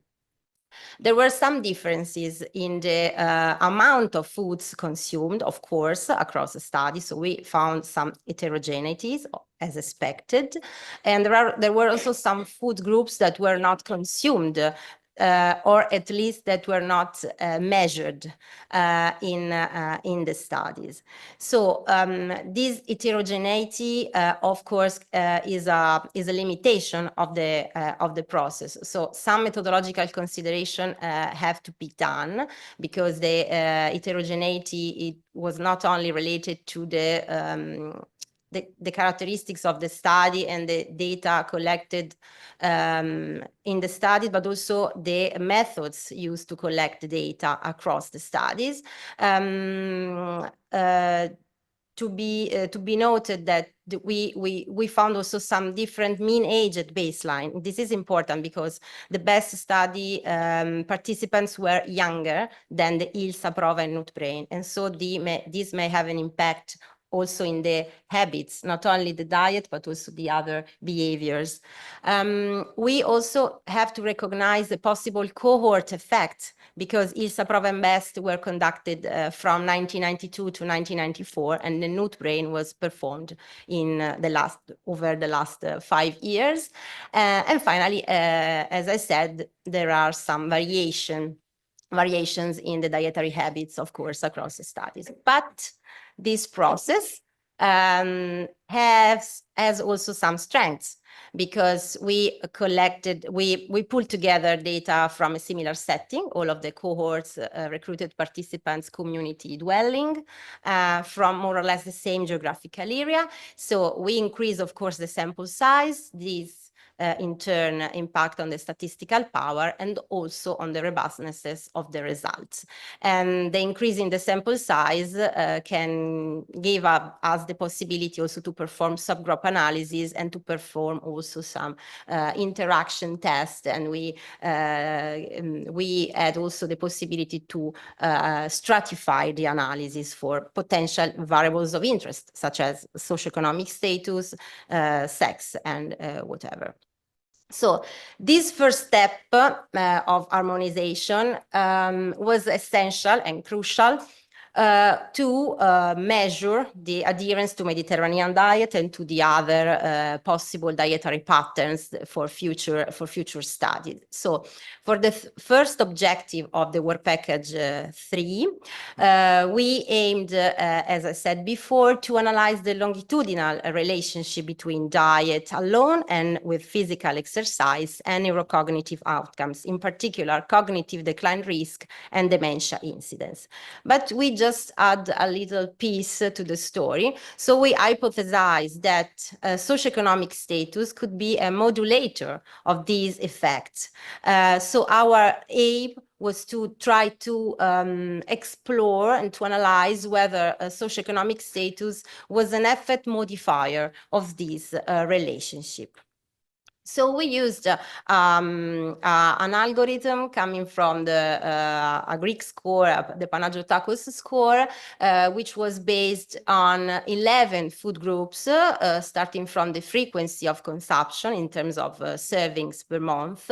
The score classify in some way foods on the basis or they are or not close to the Mediterranean diet. So for foods presumably close to the MD diet, like cereals, potatoes, fruits, vegetables, legumes, fish, and olive oil, we assigned a score ranging from 0, whether foods were not consumed, from 1 to 6 when foods were consumed rarely to daily.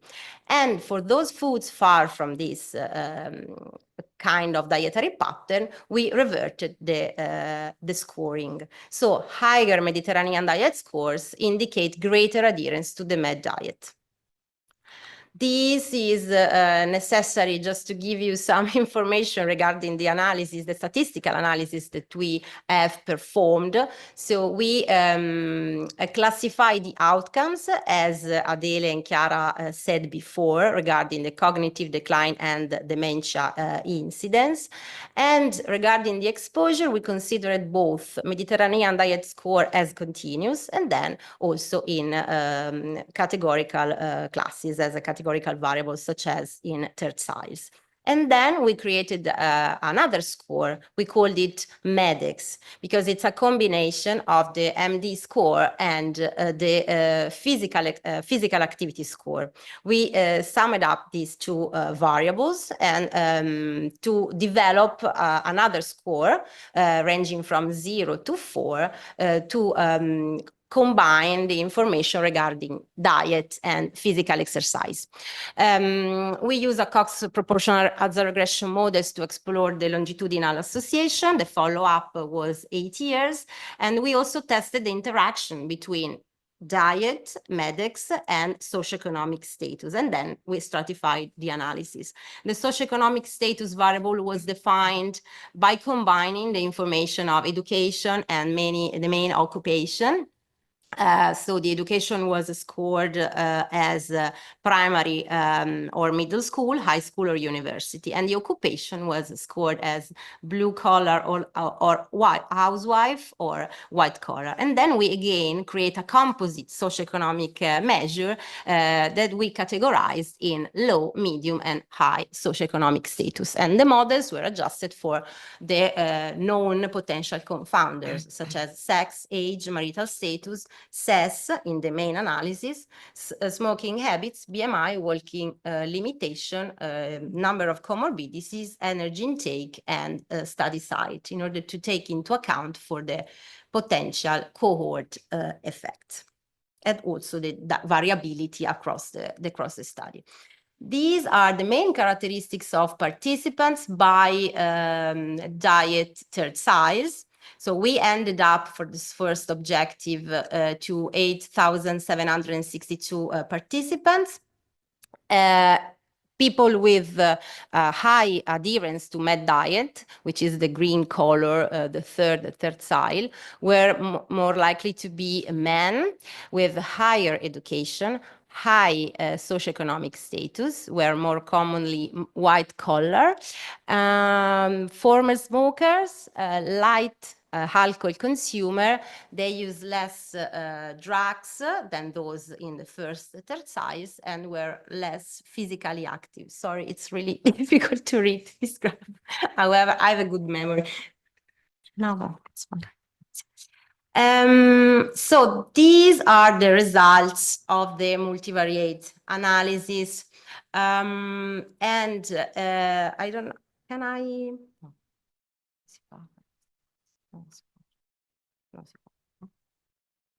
No. Yes, yes. It doesn't. Yeah, it doesn't. Okay. Anyway, in the first part of the graph, you can see the association between adherence to med diet, tertiles, and using the continuous score in the whole sample, so the black color.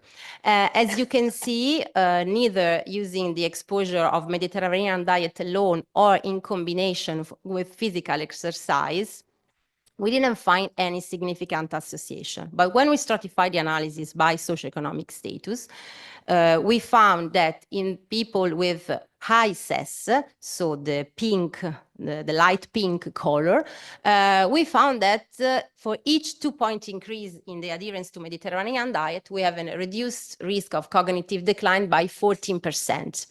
And with the highest tertile of adherence to Mediterranean diet, we have a reduction of 48%. We saw more or less the same results when we look at MEDEX, so the combination of physical exercise and Mediterranean diet, but only in the second tertile. And we didn't find association with dementia incidence. This is just to let you know the pink colors, so the group in the high SES group of participants.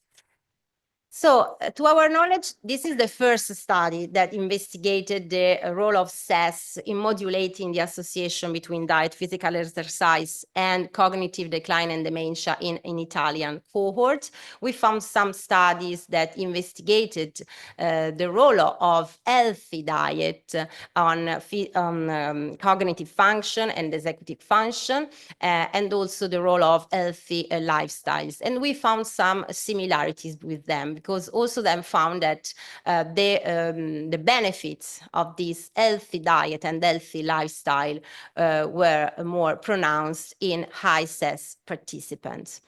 And we have some possible explanation. We can speculate that those in the high socioeconomic classes have a better education, and this lead to have a greater nutritional knowledge and awareness, so they are more compliant with the Mediterranean diet pyramid recommendations. So the public health messages may be more cost effective in this group. Furthermore, we know that high education is strongly linked also to high health literacy, and this improves health outcomes, behaviors, and also the access to services and to the healthcare services. So, which in turn means that people in high SES communities maybe are more likely to be diagnosed with cognitive decline and dementia earlier than those in the low SES communities. So for the second objective of the work package, we analyzed the cross-sectional association between diet, MEDEX, and neurocognitive outcomes, and we particularly we focused on brain measures. And we know that at brain level, Mediterranean diet may have an impact on the brain structures and functions. In particular, regarding structures, we know that med diet may preserve cognitive thickness.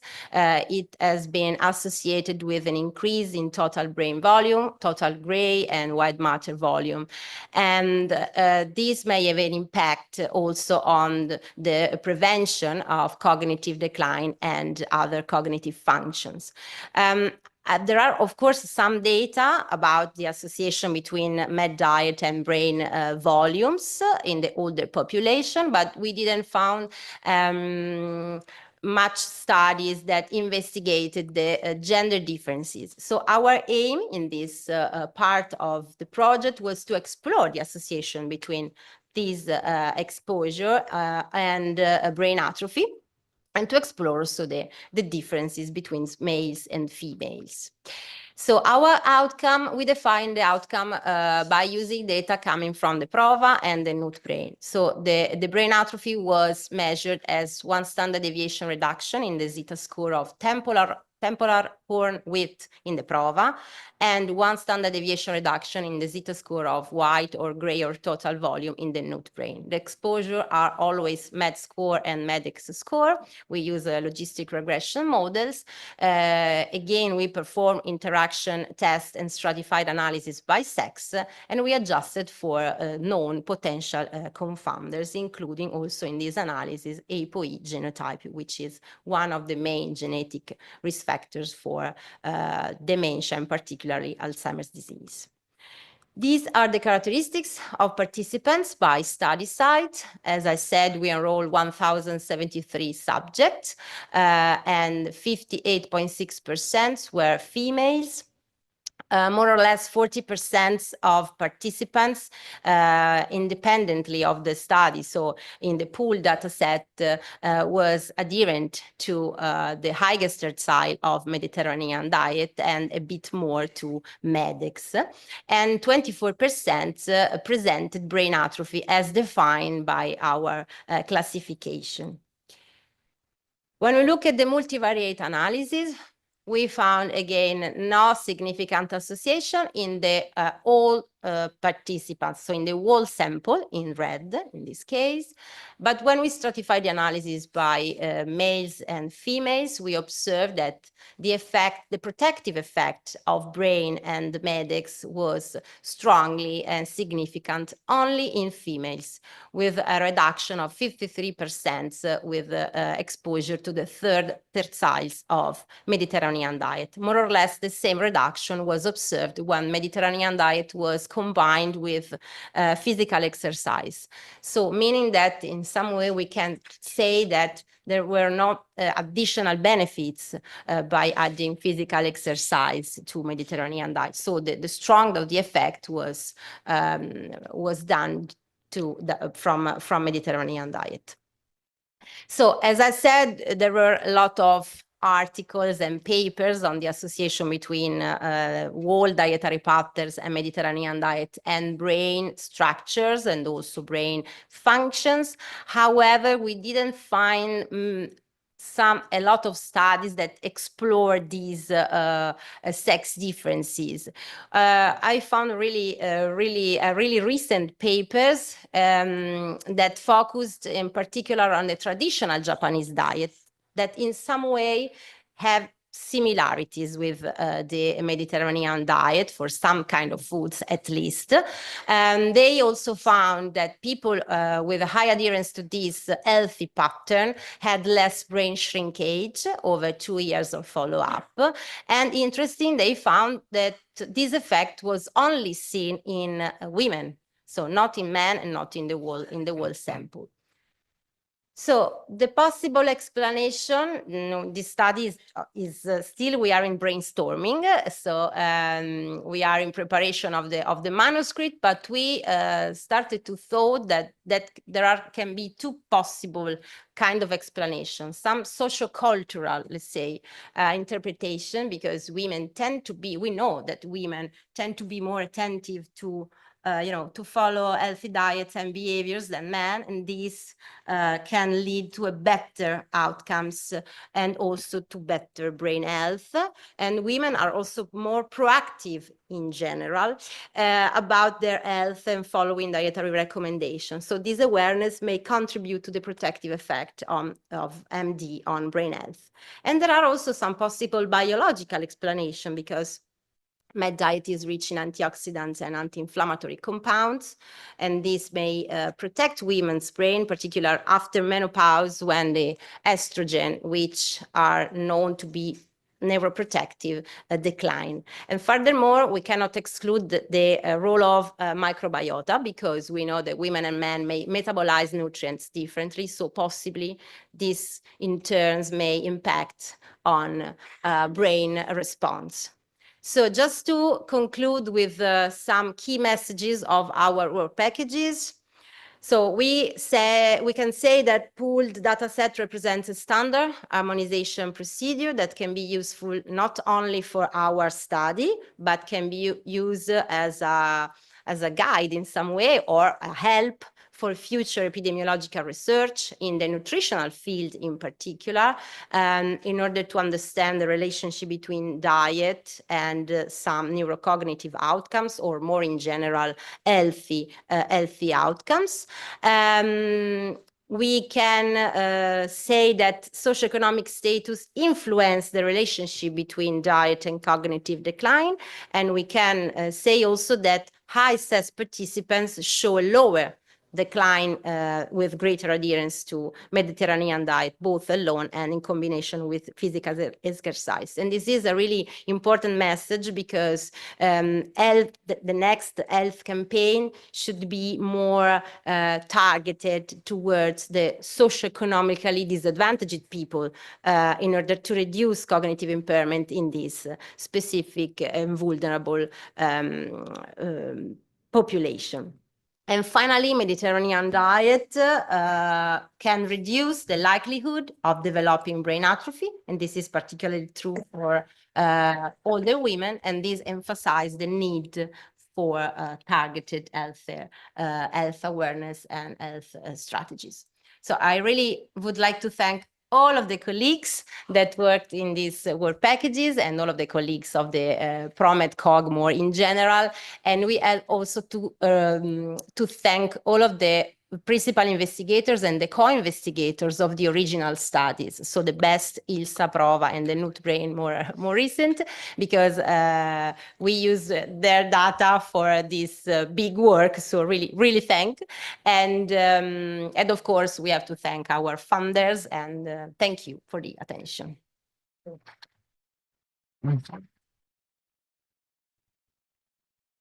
Thank you very much, Federica, for your very, very interesting presentation and for the results. And my compliments for the effort to harmonize with Marianna and Caterina 3 different studies. And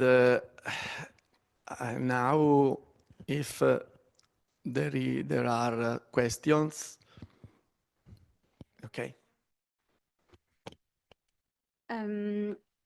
I'm going to build on what Antonia Tricopoulos said.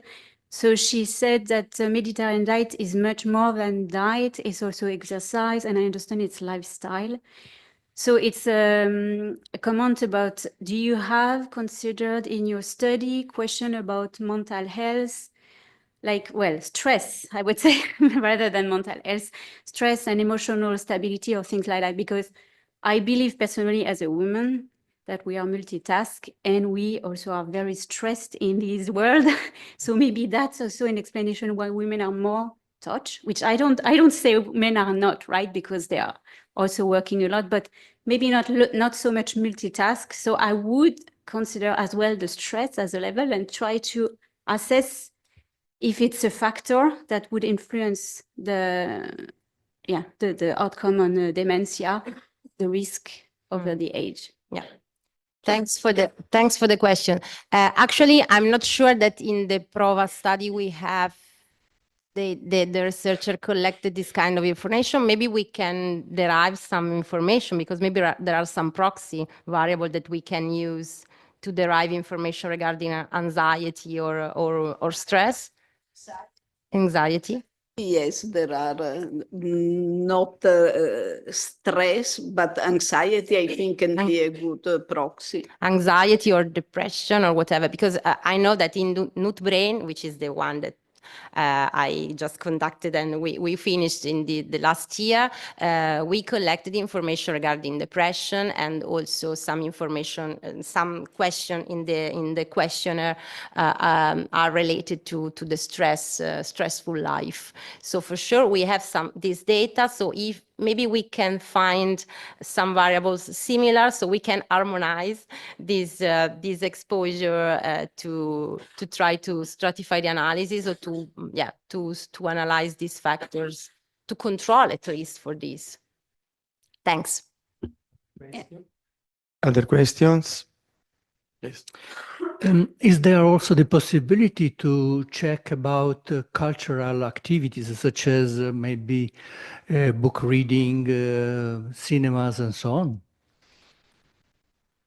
For sure, in the Nut Brain, we collected information regarding leisure activities. We used a cognitive reserve questionnaire, the CRIQ questionnaire. So we collected information regarding these activities related to the leisure. So, you know, book reading, or going to the museum. So the social network, let's say. For sure, in the best, I know there is no disinformation. We try to use a proxy of social environment using the number of cohabitants as a variable in the model, because these studies were collected some years ago. These were performed several years ago, so maybe that information were not so in deep explored. I don't know if Marianna. In the ILSA, there should be, at least in some center, the Luben social interactions and parameters. Yeah. I have a question or doubt. It's possible that the best relation that we found between Mediterranean diet and cognitive decline only, particularly in people with high socio-economic level. It's possible that the explanation is that people with high socioeconomic level employ the same style of the poorer level, but with the control of the size, of the quantity of food, limiting food, bread. It's possible that our results can answer, but not as a style, no, but only considering the size, the recipes, the portion about in my opinion, this can be one simple explanation. Poorer people eat a lot, in my opinion. High socioeconomic level people take attention to body weight, take attention to use and choose the particular Mediterranean food. Can be one explanation, one idea. I don't know. Yeah, thanks. Yes, I think that is something that we said about the possible explanation. I mean, people with high income are more, have higher knowledge. So probably they prefer some foods instead of others. And regarding, you mean also the amount of foods, right? I guess that this is part also of the health literacy and the knowledge and awareness. I don't know what, Stefania, do you think it's? I think it's just curiosity. When you show the food group consumption, yes, there is a significant difference between the three different courses. Relating meat, for example, cereals. So my curiosity, what do you think about this eventual influence regarding nutrition and cognitive decline? Did you perform an evaluation in the single cohort? Without pulled together the data? I mean, we did some analysis, but probably not for the specific food groups. I mean, just only perform analysis in the single cohort looking at the dietary patterns, so the Mediterranean diet. We did not look at the single food groups, if I remember correctly. Yes, this difference may have an impact, of course. Is possibly less relevant if we don't look at a single food food items, but if you look at the food groups, so in some way we sum up the food items, and then the score was categorized in tertiles. So in some way we can adjust, let's say, for this difference. But for sure, there are some heterogeneity that we have to take into account for this variability. Other question? It is feasible to have the food composition, I mean, in relation to in relation to the inorganic materials, like also vitamins and in inorganic metals and so on. Well, to find out which is the composition of the diet of this person. We can, because it might help you in facing all the issues which they were asked now. If you have, at the end of the day, you have, the composition with foods. So you see if it differs in certain nutrients. But I don't know how feasible it is that.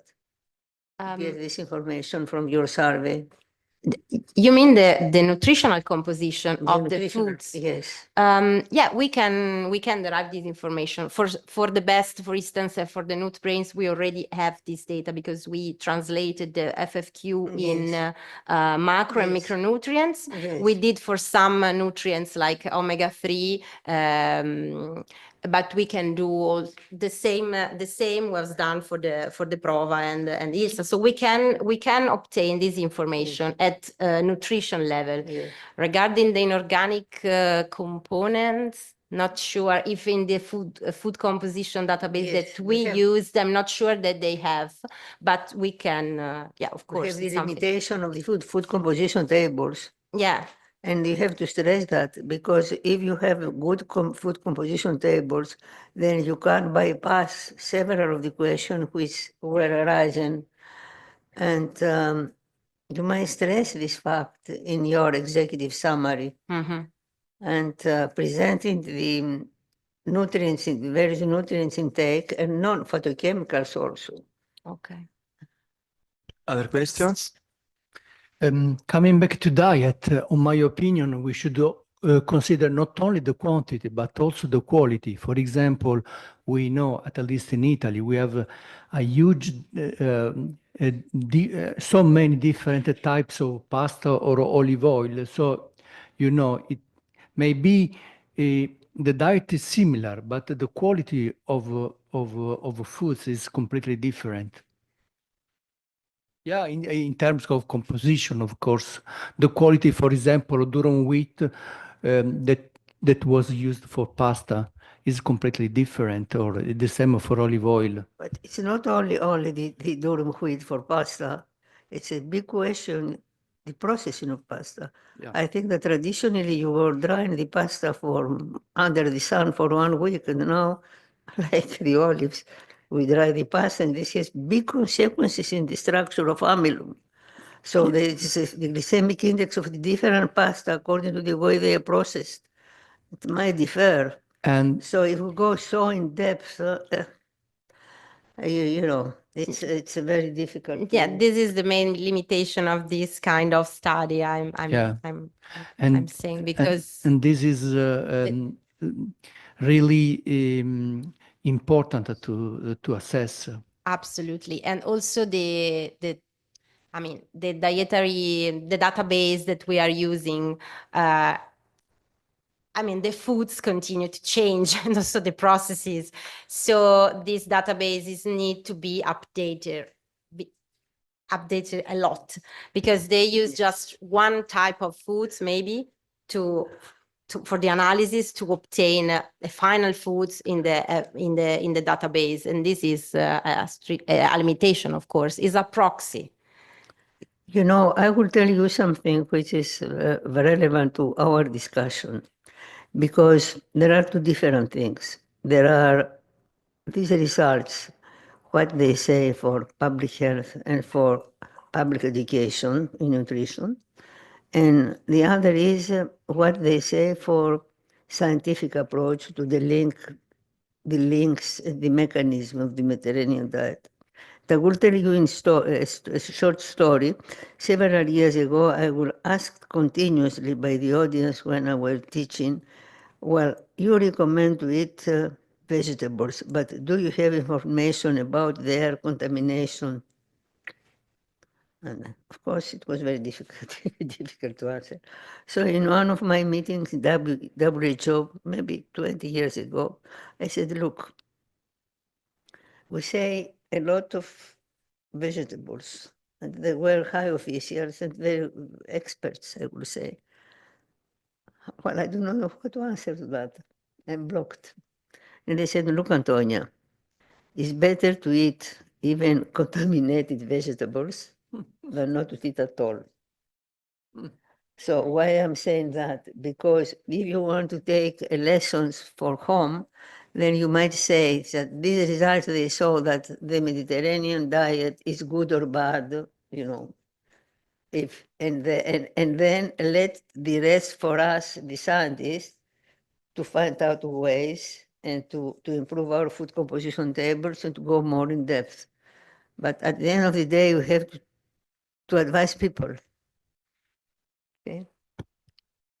If there aren't any questions, we thank the speakers for their very, very interesting presentation. And now we have the coffee break.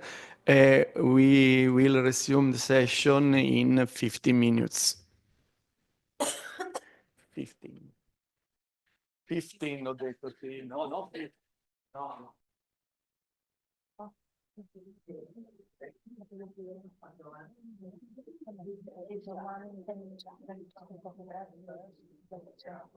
Perché lui è l'ufficio pubblico di internet. Sì, perché sarà qua. No, io sono sì, ogni cosa becco durante l'anno. Sì, sì. Vabbè, la chiave di donazione è importante. Sì, che erano 2 o 3 cose. Importante. Grazie.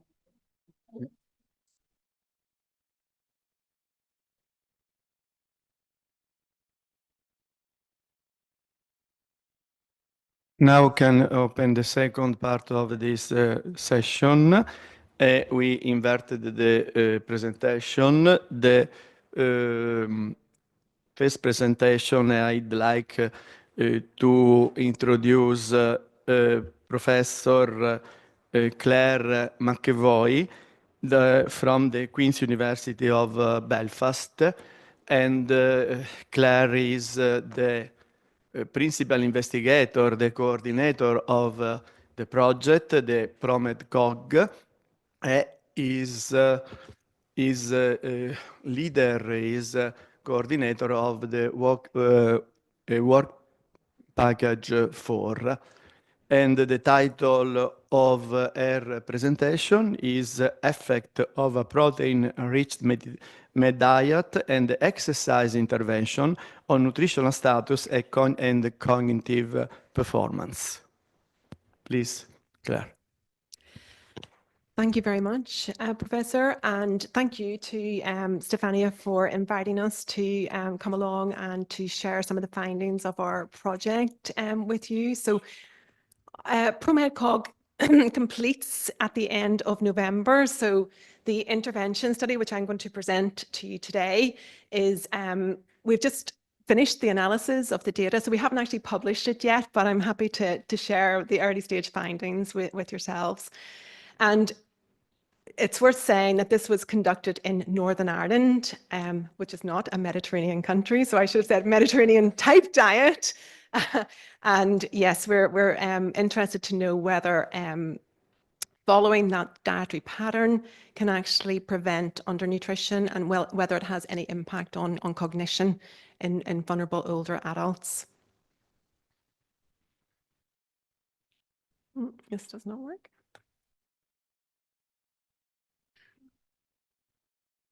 Non funziona.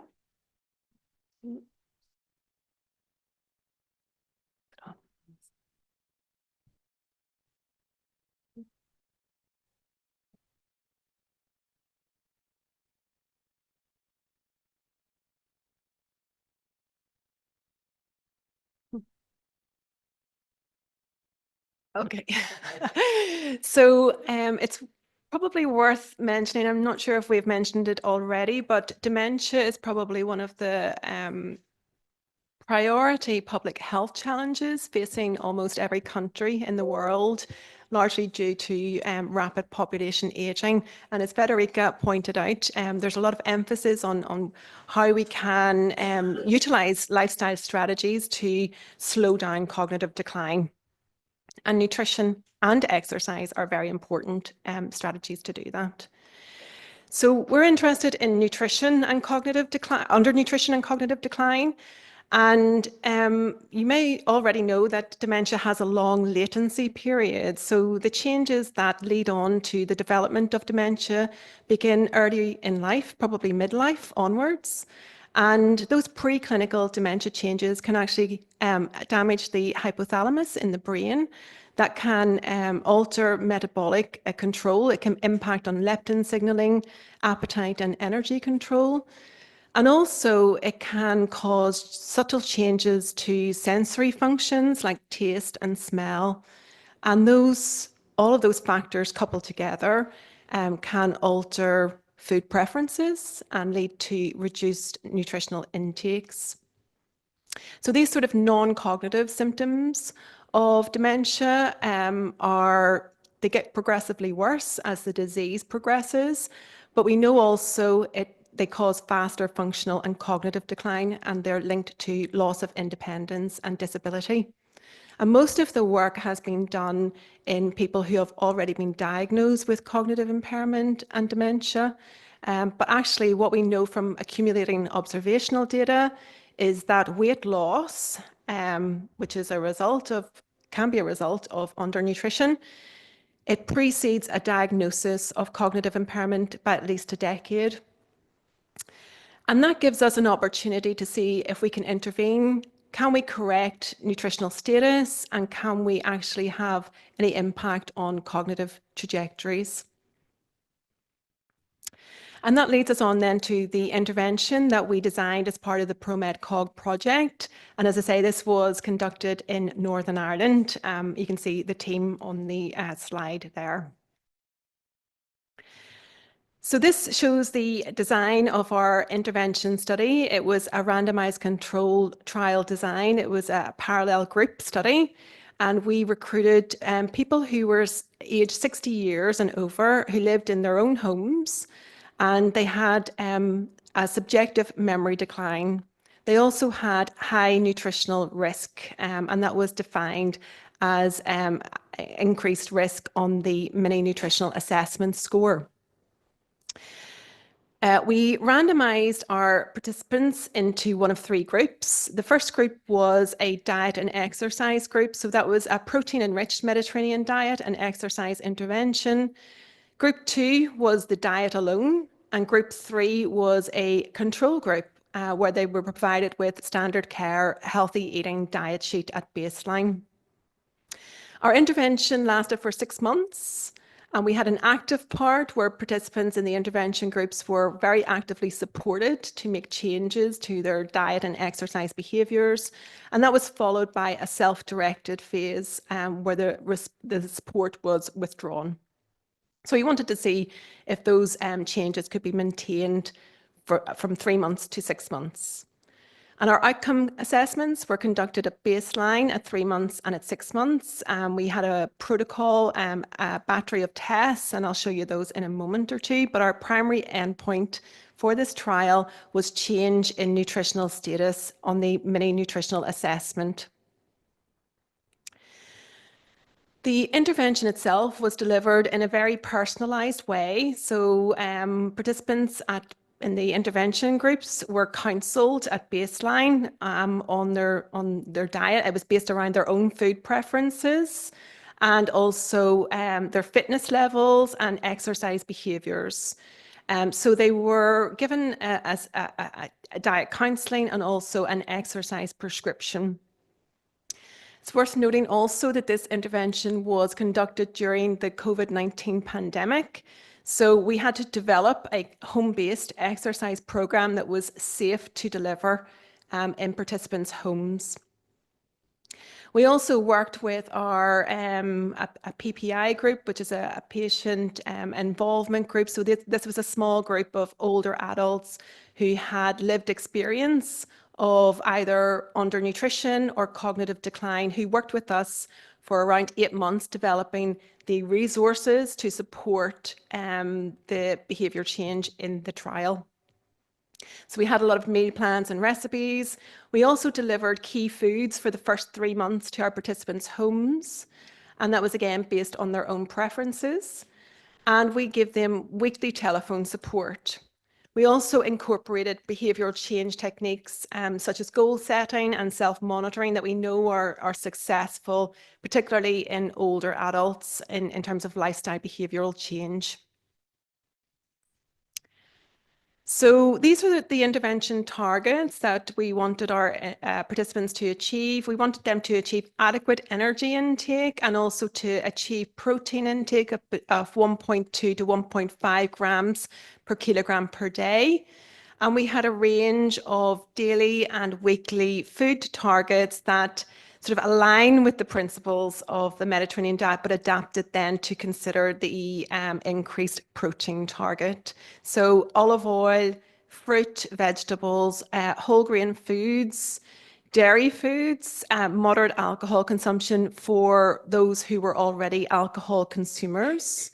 And then for weekly targets, we wanted them to reduce their red meat intake and replace that with fish and white meat, poultry, and also 3 handfuls of natural nuts per week.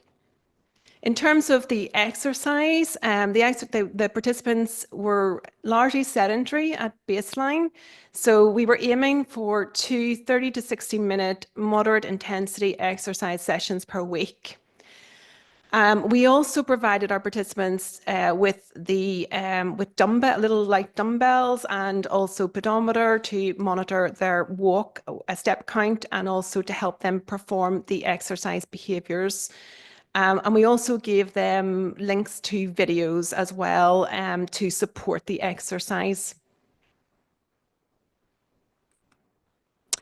So our trial outcomes, as I say, the primary outcome was change in the mini nutritional assessment score. We had a range of secondary outcomes that included a neurocognitive test battery. So we were interested in global cognition primarily, but we also were able to look at domains of cognition. We had some data collected on food intake and status in terms of we had a ProMed diet score, we had 4-day food records, snack appetite questionnaire. Physical activity was reported using an RPAC questionnaire, muscle strength using a hand grip dynamometer, and physical performance measured using the short physical performance battery. And we also looked at health-related quality of life using the SF-36. We collected a blood sample at each time point to explore some mechanistic pathways, and Professor Brennan will provide some of the results from the metabolomic analysis. And we also collected an optional fecal sample at baseline in 6 months, and that was to explore some gut microbiome changes in the participants. So this is the consort of flow of participants through the study. What you really understand is that we had attrition rates of 15%, which was actually quite good. It corresponds, it's actually better than some of the other lifestyle studies that have been conducted in older adults. And it was fairly equal across the 3 groups. Most of the dropouts were because of illness, COVID, sickness, hospitalizations, as you would expect in a vulnerable older group. So the 3 groups were well balanced at baseline. So this is the characteristics of the cohort that we recruited. They were mainly in their late 60s. The oldest participant was 87, mainly female. 71% were retired, so some were doing some part-time or full-time work. A third lived alone, education of 14.9 years. Most of them were taking at least one medication, and there was evidence of multimorbidity in the cohort as well. They were all at risk of undernutrition, normal BMI classification, and a ProMed diet score, which was the highest score was 14, which represented the highest concordance with our dietary pattern. And it was 6.7 mean score at baseline, which represents sort of a lower adherence to that diet. Okay, so I'm going to firstly talk about the change in dietary behavior. So this is at 6 months. And what we were aiming for, our intervention participants were, we were aiming for a 2-point increase in the ProMed diet score. And actually, what you can see is the diet and exercise is in blue in the bar chart. The diet only is in orange, and the control group is in gray. And what we achieved at the end of the 6 months was at least a 4-point increase in diet quality score in both of the intervention groups, and fairly similar as well. And then when we looked at what the dietary shifts were for both of the intervention groups, the majority of the participants in both of the interventions were meeting the targets that we set for olive oil, for dairy foods, for fruit, fish, whole grains, and nuts. And they were achieving a protein intake of around 1.3 grams per kilogram per day. We actually looked at some of the antioxidants in their blood, so some of the nutrient levels in their blood samples. And what we found after the 6 months was that there was significant improvement in select carotenoids. So you can see there some of the carotenes and beta-cryptoxanthin. And we also saw small improvements in vitamin E levels as well in response to the intervention. For exercise, it was not so successful. We didn't see any between group difference in reported physical activity levels between the different groups. And when we looked in a bit more detail at the exercise logs and the step count and some of the information that was collated from our instructors, there was actually poor compliance with exercise in the diet and exercise arm. In fact, only 1/3 of those participants managed to achieve 50% of our target exercise prescription. Okay, so this is the primary outcome. So these are our results at 6 months. And this is on the MNA score. So we've got the 2 intervention groups compared to the control. And as you can see, there was a significantly greater improvement in nutritional status in both of the intervention groups relative to the control group. So we also looked at how people moved from the classification of being at risk of undernutrition. And most of the participants within the intervention groups actually moved from being at risk of undernutrition into being classified as being normally nourished. So that was, this intervention really was a success in terms of the primary endpoint. This is also the change in the snack appetite score. So we saw significant improvements in snack score in the intervention groups versus the control at both 3 months and then maintained more or less at 6 months. And this is over 4 different domains. So it was actually the increase in the snack score was largely driven by improvements in appetite, perceived appetite, and also in meal frequency. Then we looked at global cognition. So this was, our neurocognitive test battery consisted of 10 separate cognitive tests, and we created a composite C score. So we were interested to see how that changed as a result of the intervention. So again, in the top graph, you can see the diet and exercise in blue, and the control group in black, and then we have the orange is the diet only, and then versus the control. So what you can see here is that global cognition is actually increased in response to the both of the interventions at 3 months, and it was maintained at 6 months.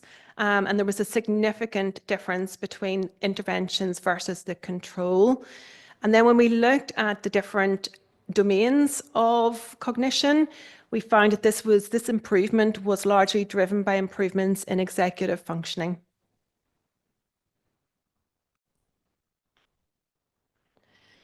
So this is these are the results for muscle strength, physical performance, and weight. And you can see relative to the control for weight, the control group lost a little bit of weight. The diet group sort of maintained their weight, and ProMedX, the diet and exercise, slightly increased their weight status over the 6-month follow-up. In terms of grip strength, we could also see trends for improved grip strength in response to the intervention, but it was not statistically significantly different from the control group. But in terms of physical test performance, you can see that there were slight improvements in physical test performance in both of the intervention groups relative to the control. This is health-related quality of life, and remember that this study was conducted during the global pandemic, so we didn't really expect to see any changes in health-related quality of life. But when we looked at the physical and mental health domains of the SF-36 scores, we saw a significant deterioration in quality of life scores for the control group, but actually improvements in the diet-only group and the diet exercise group just remained fairly stable. So what are our key findings? What we find here is that the protein-enriched Mediterranean-style diet improved nutritional status and diet quality among older adults who were at risk of both undernutrition and cognitive decline. We see that early intervention at a community level prevents undernutrition in quite vulnerable older adults. And what we also see is that older adults, they can change their dietary behavior if they're given the right level of support. And they probably found, well, we found that they found the diet behavioral changes easier to make than the exercise changes. So a food-based approach to improve nutritional status also has indicative beneficial effects on important, I think, broad health outcomes in relation to healthy aging, cognitive function, physical performance, and quality of life. So our next steps are to complete some of the biomarker analysis. We've got a workshop planned to meet some of the aims in our overall project, and that's in Belfast. And then we really need to think about how we scale up this intervention.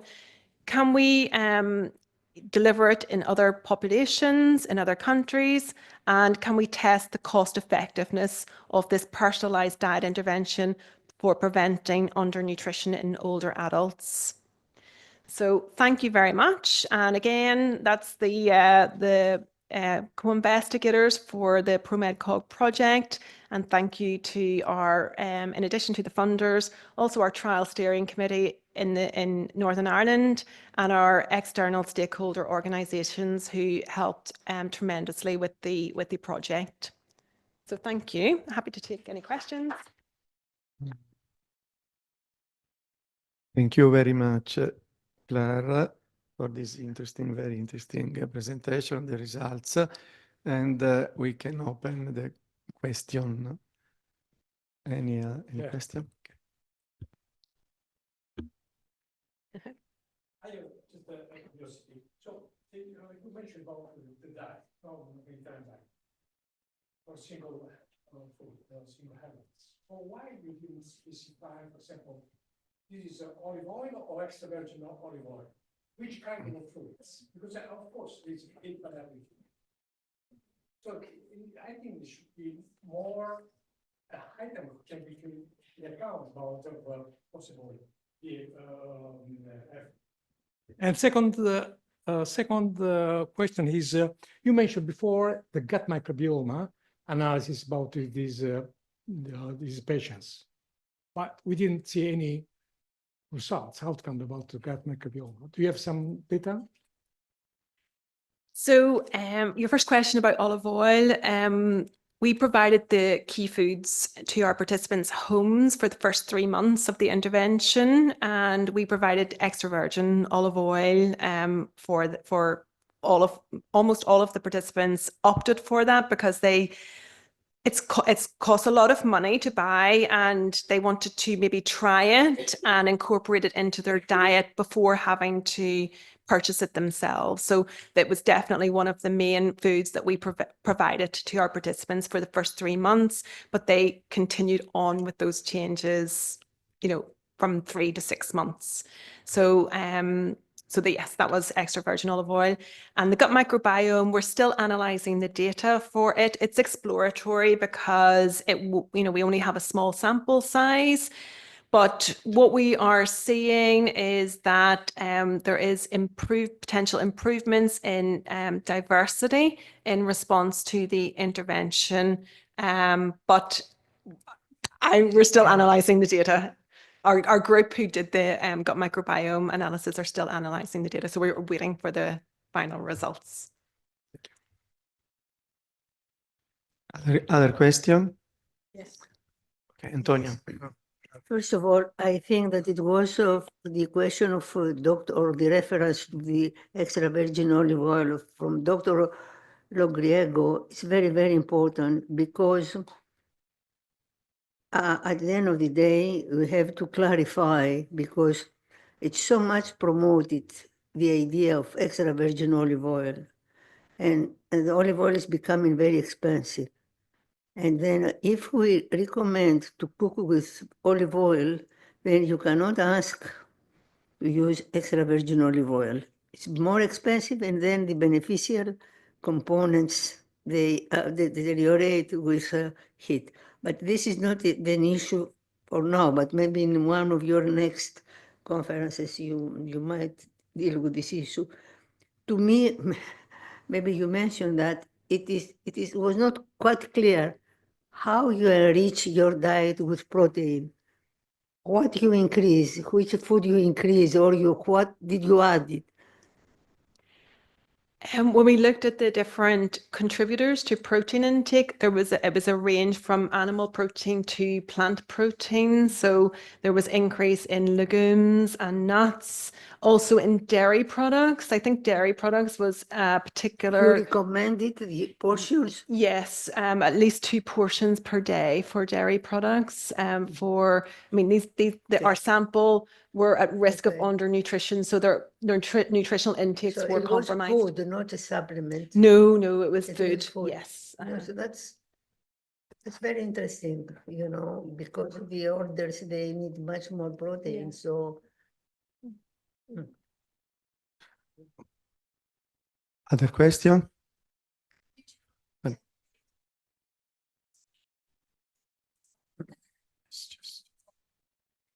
Yes, we used bioelectrical impedance analysis, but our monitor broke down halfway through the intervention. So we've only got small amounts of data that has been collected at each time point for our study participants.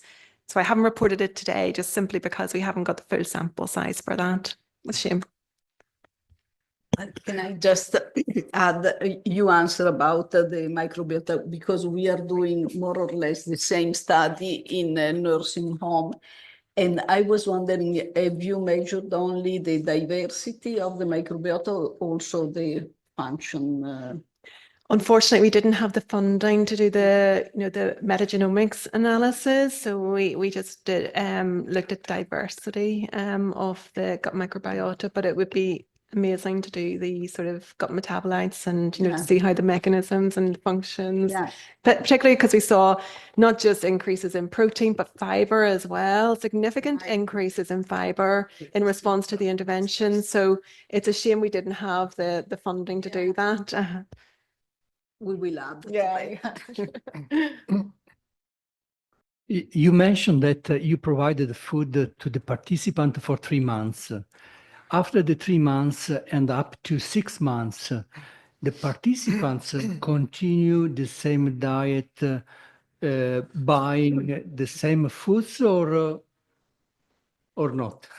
Yeah, that's what we Because wanted to as you test. said, some foods you provided are very expensive, especially in the UK and the Northern Ireland. So Yes, so the idea that we provided the active support was really important to us because we wanted to see if those changes, those dietary behavior changes that our participants made could be maintained for a longer period of time. And we showed that that was the case with our data. So we're delighted with that result. this is quite interesting for me because it's, you know, the change in dietary habits is quite difficult, and the diet in northern countries is quite different in some aspects. So this might mean that is still possible to if we can give good messages to convince people to shift their dietary habits. Absolutely. We've got the workshop that we have planned. We have some of our not participants, but our PPI group. So the people who helped out with the lay people who helped out with the design of the study, they are going to talk about how some of those recommendations can be communicated better, and we can sort of gather some information on how best to do that to not just general public, but also clinicians and food industry as well. One information about the kind of the physical exercise, aerobic resistance exercise, or about that can explain the results, the adherence to the exercise, and also the results on and grip and other parameters.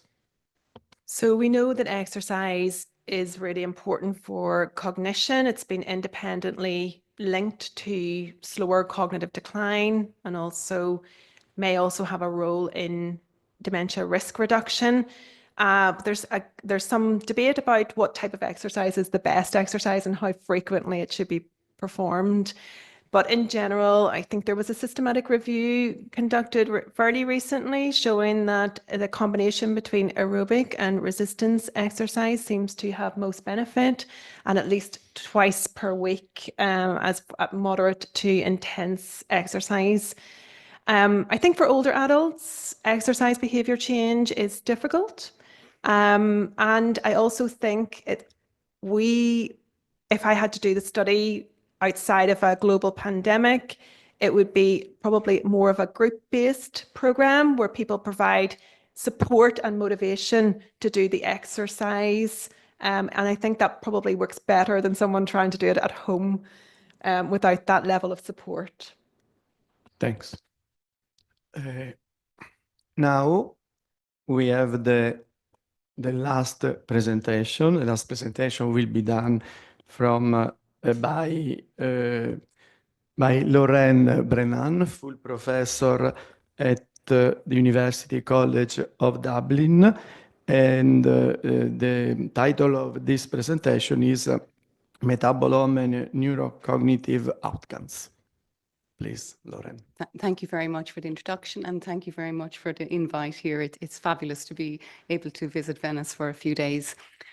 So what I'm going to do is very briefly just touch a little bit on metabolomics and some of the key ways you can use it in nutrition research, and then I'll go into some of our preliminary data that we've gotten from the ProMed study, but one from the cohort analysis, and then some very hot off the press results from the analysis of Claire's RCT, and then I'll end up with some conclusions at the end. So metabolomics in the last decade or so has had a real big impact on nutrition research. And if you think about it, you can really understand why. So we ingest food on a regular basis, and in those foods, there are thousands of small molecules or metabolites. And if we focus on those small molecules or metabolites in our bloodstream or in our urine, these are what we call our exogenous metabolome. So these are metabolites that came into our body from the outside.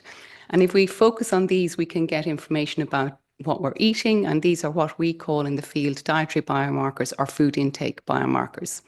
Now, this is very different from the endogenous metabolome, and people get these confused sometimes, but it is important to really distinguish them.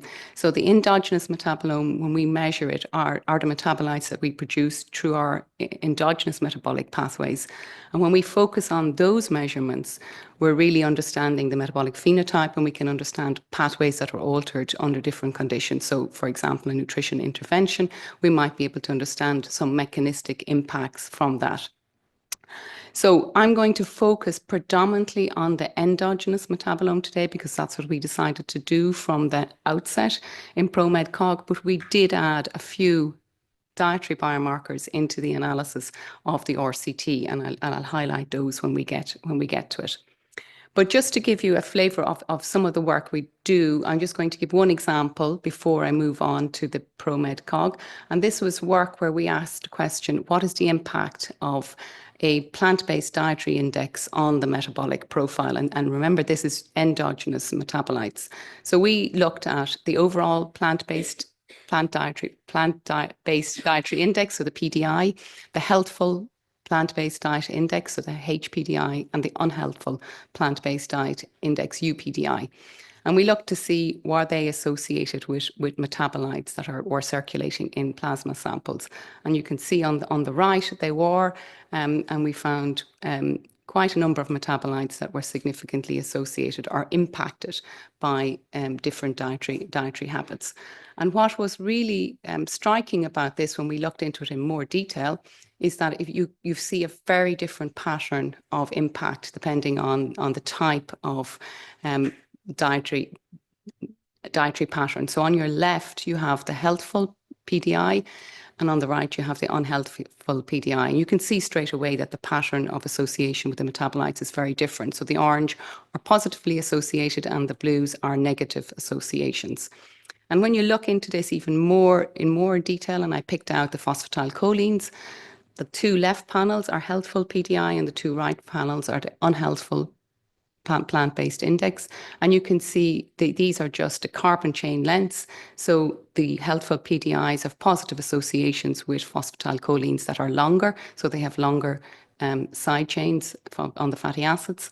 And you can see the unhealthful PDI has the opposite effect. So really, what we eat is having a significant impact on our metabolic profiles and the metabolites that we can pick up in metabolomics. When we looked at this, we got a little bit excited because we recognized a lot of these metabolites that were significantly impacted or significantly associated with the different plant-based indexes. And we pulled out, around the same time, we pulled out data from a systematic review and meta-analysis that had looked at all of the metabolomic data that had been published associating metabolites with type 2 diabetes. And that's from this paper here, Moritz. And what they done was they pooled all and developed this type 2 relative risk score associated with each metabolite. And what we've done here is just plotted what the p-value or the corrected p-value against that relative risk score. And the p-value is from our data, and it's association either with the healthful PDI or the unhealthful PDI. And if you look at the healthful PDI on the left, and you look at the orange on the very top, they're all positively associated with healthful PDI, and they have been in other studies and a large meta-analysis being shown to reduce the type 2 diabetes risk. And if you look on the other side, and you can see the opposite trend with the unhealthful PDI, where we see a series of metabolites that are positively associated with the unhealthful PDI having a higher type 2 diabetes risks. So very nice example of how we can use metabolomics to try understand and link it then to relative risks of disease. So then just finally, before I move on to ProMed-Cog, I want to just mention dietary biomarkers. I'm not going to give any examples of it. This is something we do a lot of work in, trying to identify markers that will tell us more about what people are eating and give us more objective measures of dietary intake.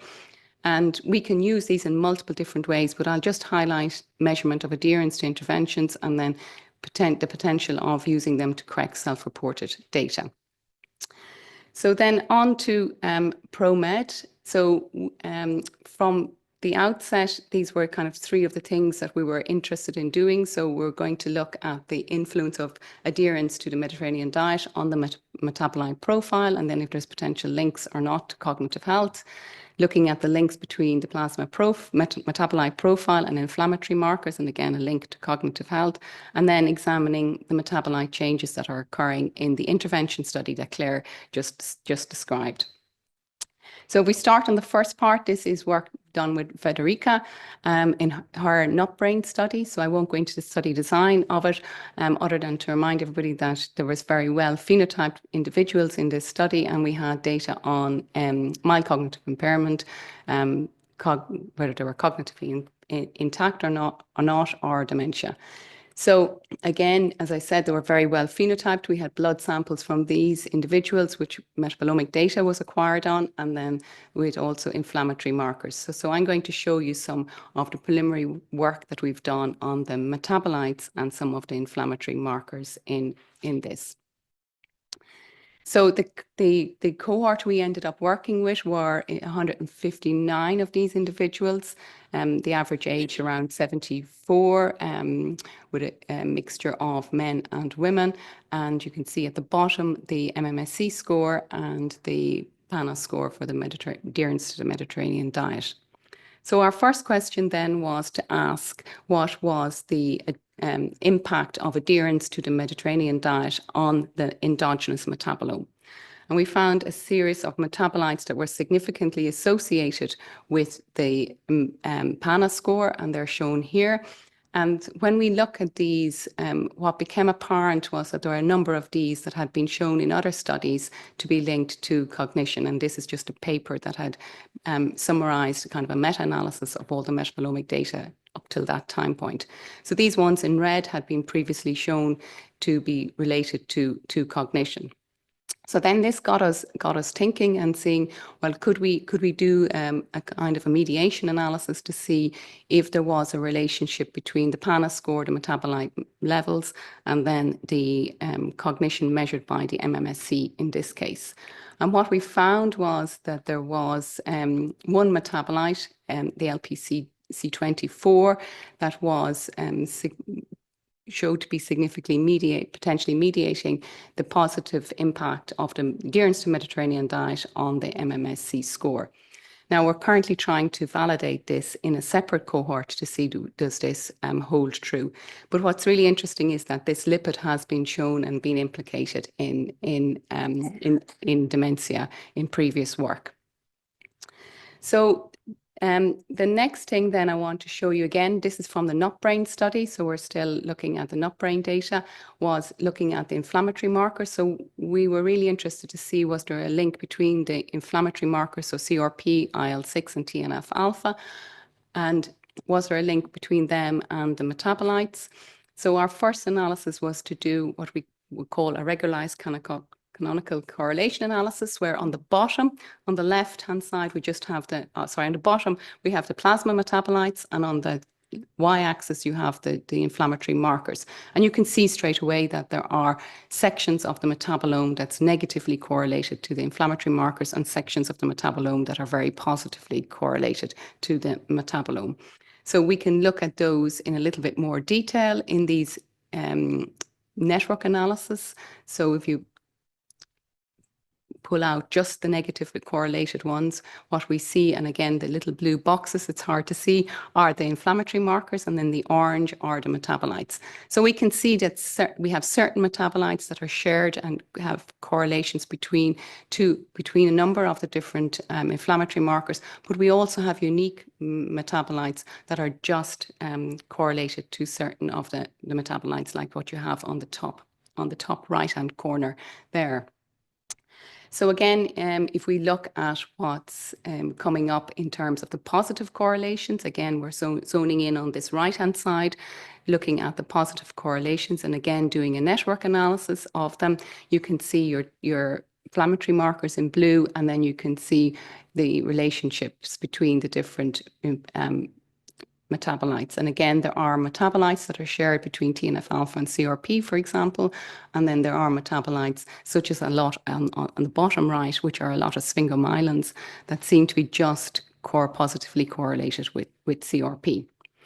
So again, we asked a similar question as we asked in the PANA score. Is it possible that any of these metabolites are mediating an effect between the inflammatory markers and the brain health measures?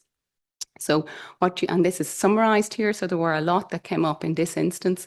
So what you have on the left-hand side are the two markers, IL-6 and TNF-alpha. In the middle, you have these metabolites that had significant mediating effects. And on the right hand, you have the two scores. So what came up really strongly was the total brain volume seemed to have, there seemed to be a lot of metabolites that could potentially mediate the impact of IL-6 on total brain volume. And then MMSC, what was interesting here was our LPC, what we found related to PANA score, also popped up here again in this instance. So again, we'll try to validate this as best as we can in a separate cohort. So then if we move on then to the intervention study, so Claire already presented this data. So what I'm going to show you today is really preliminary analysis of the data. And I'm just going to focus on baseline and 6 months because we have a very large amount of data, and it was nearly easier for us to start with baseline and 6 months. So we do have slightly different metabolomic data in the RCT. We have a greater expansion of metabolites. And as I said earlier, we do have some what we would class as dietary biomarkers. So we have some in there that will tell us a little bit about what people are eating, such as EPA. So we've measured that for fish consumption. So one thing that we were straight away really interested to see was, did our LPC C24 change in the intervention, because this popped up in the cohort study. And we just done this analysis quickly. And so what on the left-hand side, you can see in the control that it's increasing with time over the from baseline to the 3 and the 6 months. And in the 2 intervention groups, it's declining or it's decreasing. So what we're going to try do now is look to see if these patterns of changes are related to the global cognition scores that Claire has in the intervention, and see can we get a relationship between them. But it looks very positive just from this initial analysis. And then we went to look then at each group and look at the metabolites that are changing between them. So this is the control group, and what's happening here, these are all the metabolites we measured, and only those that have a name beside them are significantly different between baseline and month 6. And we have a significant increase in some of the bile acids in the control group. And interestingly, we have a decrease in DHA in the control group in the intervention. If we look at the ProMed group, we have what I'll point out, we have an interesting EPA has significantly increased. You can see it there on the top, which would reflect that the participants were eating more fish in the intervention study. And we also have a significant increase in a number of different amino acids, which would be reflective of a higher protein intake in these individuals following the intervention. And then on the left-hand side in the blue, you'll see that there's a number of ceramides, which are really interesting. They're all decreasing in the intervention group, and we have to look further into these. And then the second intervention group, the ProMed X group, you will see that there's one metabolite up on the top that really changed quite a lot. And we need to delve into this a little bit more, but it is tryptophan betaine.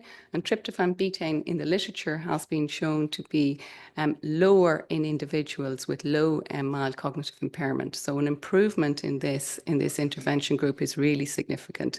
And then we'll need to look to see then, can we correlate it with the change? Can we correlate it to some of the cognitive improvements that have been measured in the intervention group? So some very nice changes there. And again, I'll just highlight tryptophan betaine so you can see it very nicely. So 0 is the baseline and the 1 is the 6 months. And you can see that there is a clear increase in it following the intervention. But you can also see that there's quite a bit of variability in the data as well and in the response. So again, this is something that we'd be really interested in delving into a little bit further to try look at that response to the intervention and see if we can understand something about that. So then if I summarize then what I've shown you in terms of ProMed, we have some plasma metabolites that were associated with the inflammatory markers. Some of them seem to be mediating the effect of the inflammatory markers on the cognitive health parameters. And in particular, the phosphatidylcholines and the lysophosphatidylcholines seem to be mediating a negative impact of the inflammatory markers on the outcomes. In terms of the Mediterranean diet, we did see a number of metabolites that were associated with the PANA score that had been previously associated with cognitive health in other studies. And in particular, the LPCC24 seemed to be mediating the impact of the PANA score on the MMSC. From the RCT, this is, as I said, it is a preliminary analysis, but we do seem to be seeing metabolites that are changing that have been previously linked to MCI. We do see markers of food intake that have been changed, and in particular, I highlighted the EPA marker that was changing. And then our further analysis then will look to assess the relationship between the changes that we've seen and that we see in the metabolite levels and the changes from baseline to month 6. And then we'll try to see if there's a relationship with the changes in global cognition. So I'm just going to go back then just quickly to summarize what I started with. So this slide here, so highlighting the difference between the exogenous metabolome and the endogenous metabolome. So again, just to re-emphasize, we have been focusing on the endogenous metabolome in this instance, where we did add a very small number of markers for the intervention study to see can we pick up and validate that the adherence was there to the intervention study. And that really has huge benefit, I think, in nutrition studies going forward if we can really show objective measures to adherence to the intervention studies that we're doing, because we often get criticized about that in it. So I think that's a really nice example of that. And then just wanted to thank the team in Dublin, so and in particular Claire Connolly, who's on the right hand side. She's done a lot of the work that I've presented today, and of course thank all the collaborators in ProMed Cog for all the collaboration over the years. And thank you very much, and I'm happy to take questions.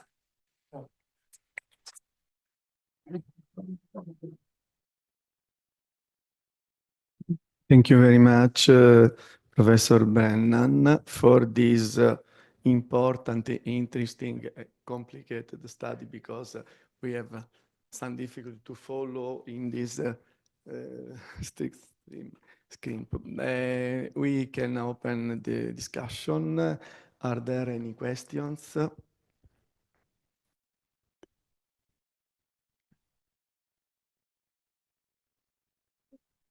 Moment.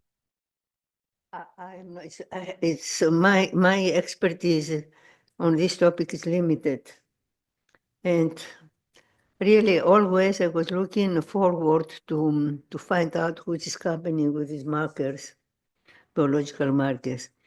And if I'm not wrong,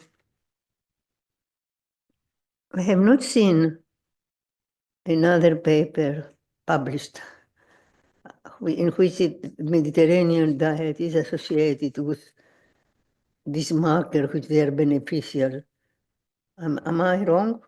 Because there are, for example, in the Predimed study, in the nurse study, in the big cohort at Harvard, they have tried, but they didn't, it was very complex to find out some specific. So in this context, if I'm not wrong, because I thought it's not my area of expertise, but I'm very much interested. Your results, they are breaking through. Yeah, they are very important. They're very nice. It's very nice. We can see what we're seeing in the cohorts. We're seeing changes in the interventions. But I think what the Predimed did and what the nurses helped done was they combined all of the metabolites into a score. So then it becomes very hard then to pinpoint it to one metabolite or one biological pathway, because what they've done is they've combined it all into one big score. All the score, the high and low, and but you focus on the components. On the components, yeah. Yeah, so that's I think that's why sometimes it's hard to. So how you? But still, you have the scoring system. The scoring system refers to components. No, so scoring system for the metabolites. The scoring system of different metabolites. Yeah, so they combine all the metabolites rather than looking at them. The other way. Yes. The other way. That's something. I mean, it's very important. It's very expensive, these analyses, aren't they? They're expensive. Yeah, they're coming down. They are very expensive. Yeah. Well, if the same data are available also in the Predimed, it would be a nice way to disentangle the role of diet and exercise, if possible, to make a comparison. No? So Predimed have metabolites. They won't have exactly. So this is where metabolomics becomes complicated, because they won't have exactly this. They don't have exactly the same platform we have, but they have some of our metabolites that overlap. Yeah. So we can potentially look at that, and we can we could look to see are some of the things that we're seeing change, are they associated in Predimed? Yeah, absolutely. But if you are interested, we have a fantastic database with blood samples in Mediterranean diet, more than 30,000 persons. So keep that in mind from our national surveys, because always I was dreaming to do that, but it's so expensive, the analysis. Very good. We'll have to find more money. Yeah, thank you very much. I have a couple of questions. The first, how many metabolites you were able to identify? And then the second question is related to the positive correlation between inflammatory markers and amino acid. Did you find a positive correlation with some amino acids? Thank you. I'll have to check. So in the we done a larger panel for the RCT. So we measured about 520 metabolites for the control for the RCT. And then for the nut brain that was done with a team with Frederica, there was about 140 metabolites measured. And then with the inflammatory markers, it was so small when it comes up there. Unfortunately, I was not able to see. Anyway, maybe we can discuss later about there are a few amino acids. Yes, that are. This is quite interesting, because you show that with dietary intervention, some amino acids increased. So I don't know if this could be positive or negative. Yeah, the ones I'm seeing here are negatively correlated with the inflammatory marker, so it would be positive. Okay. Yeah. That's good. Yeah. Thank you very much. Any other question? Thank you, Lorraine. That's so exciting. Can I ask the tryptobetaine in the ProMedX group in particular, are there foods that are linked to that metabolite, do you know, or is that something, we have all that food data, we could delve a little bit deeper into some of the changes that the participants make? It's an endogenous metabolite as opposed to something coming from food. So it's a downstream metabolite of tryptophan. Yeah. So it would be an endogenous. I don't think it's necessarily coming from food.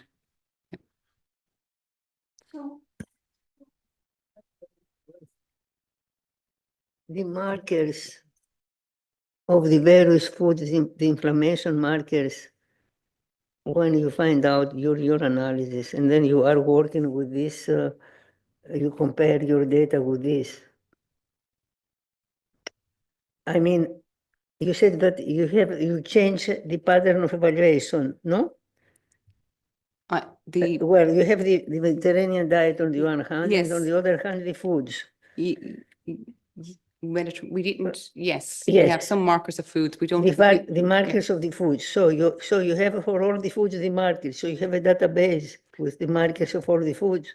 We do, but we haven't them all measured in the RCT. So that's the exogenous metabolome. So if we wanted to do that, it would be a completely different platform to measure them. But you need that in the future. It would be great if I could. Yes. Yes, yeah. So we are working on another JPI project where we're developing a quantitative method to cover over 100 metabolites that will cover most plant foods. Most plant foods. Plant food. Yeah. So, and we're hoping we can finish that.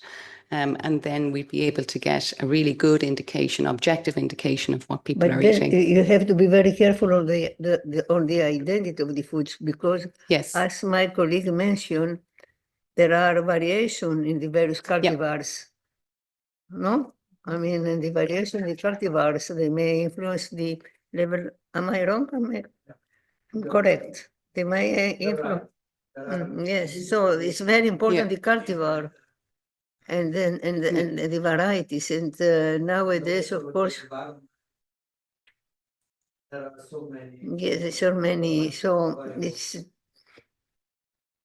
it needs to know also from the cohort which we are using. Yes. Which kind of food they were using. It's more complicated, but it's very nice exercise. Other questions? No. So we now can conclude this afternoon, this important session about this project. As we realized, considering all presentations, this project gave an important contribution to better clarify the difficult relationship, difficult to understand the relationship between malnutrition and nutritional status and cognitive decline. For this reason, we thank all researchers that contribute to this important project, and I don't have any other information. Yeah, I have one that in order to in order to avoid our cognitive decline, we will have a Mediterranean diet tonight. We hope. And we meet at 20 to 8 at the board, how do you call it in English? Where the boat lives, just in front of the entrance. 7:40. 7:40. Okay, good, thank you.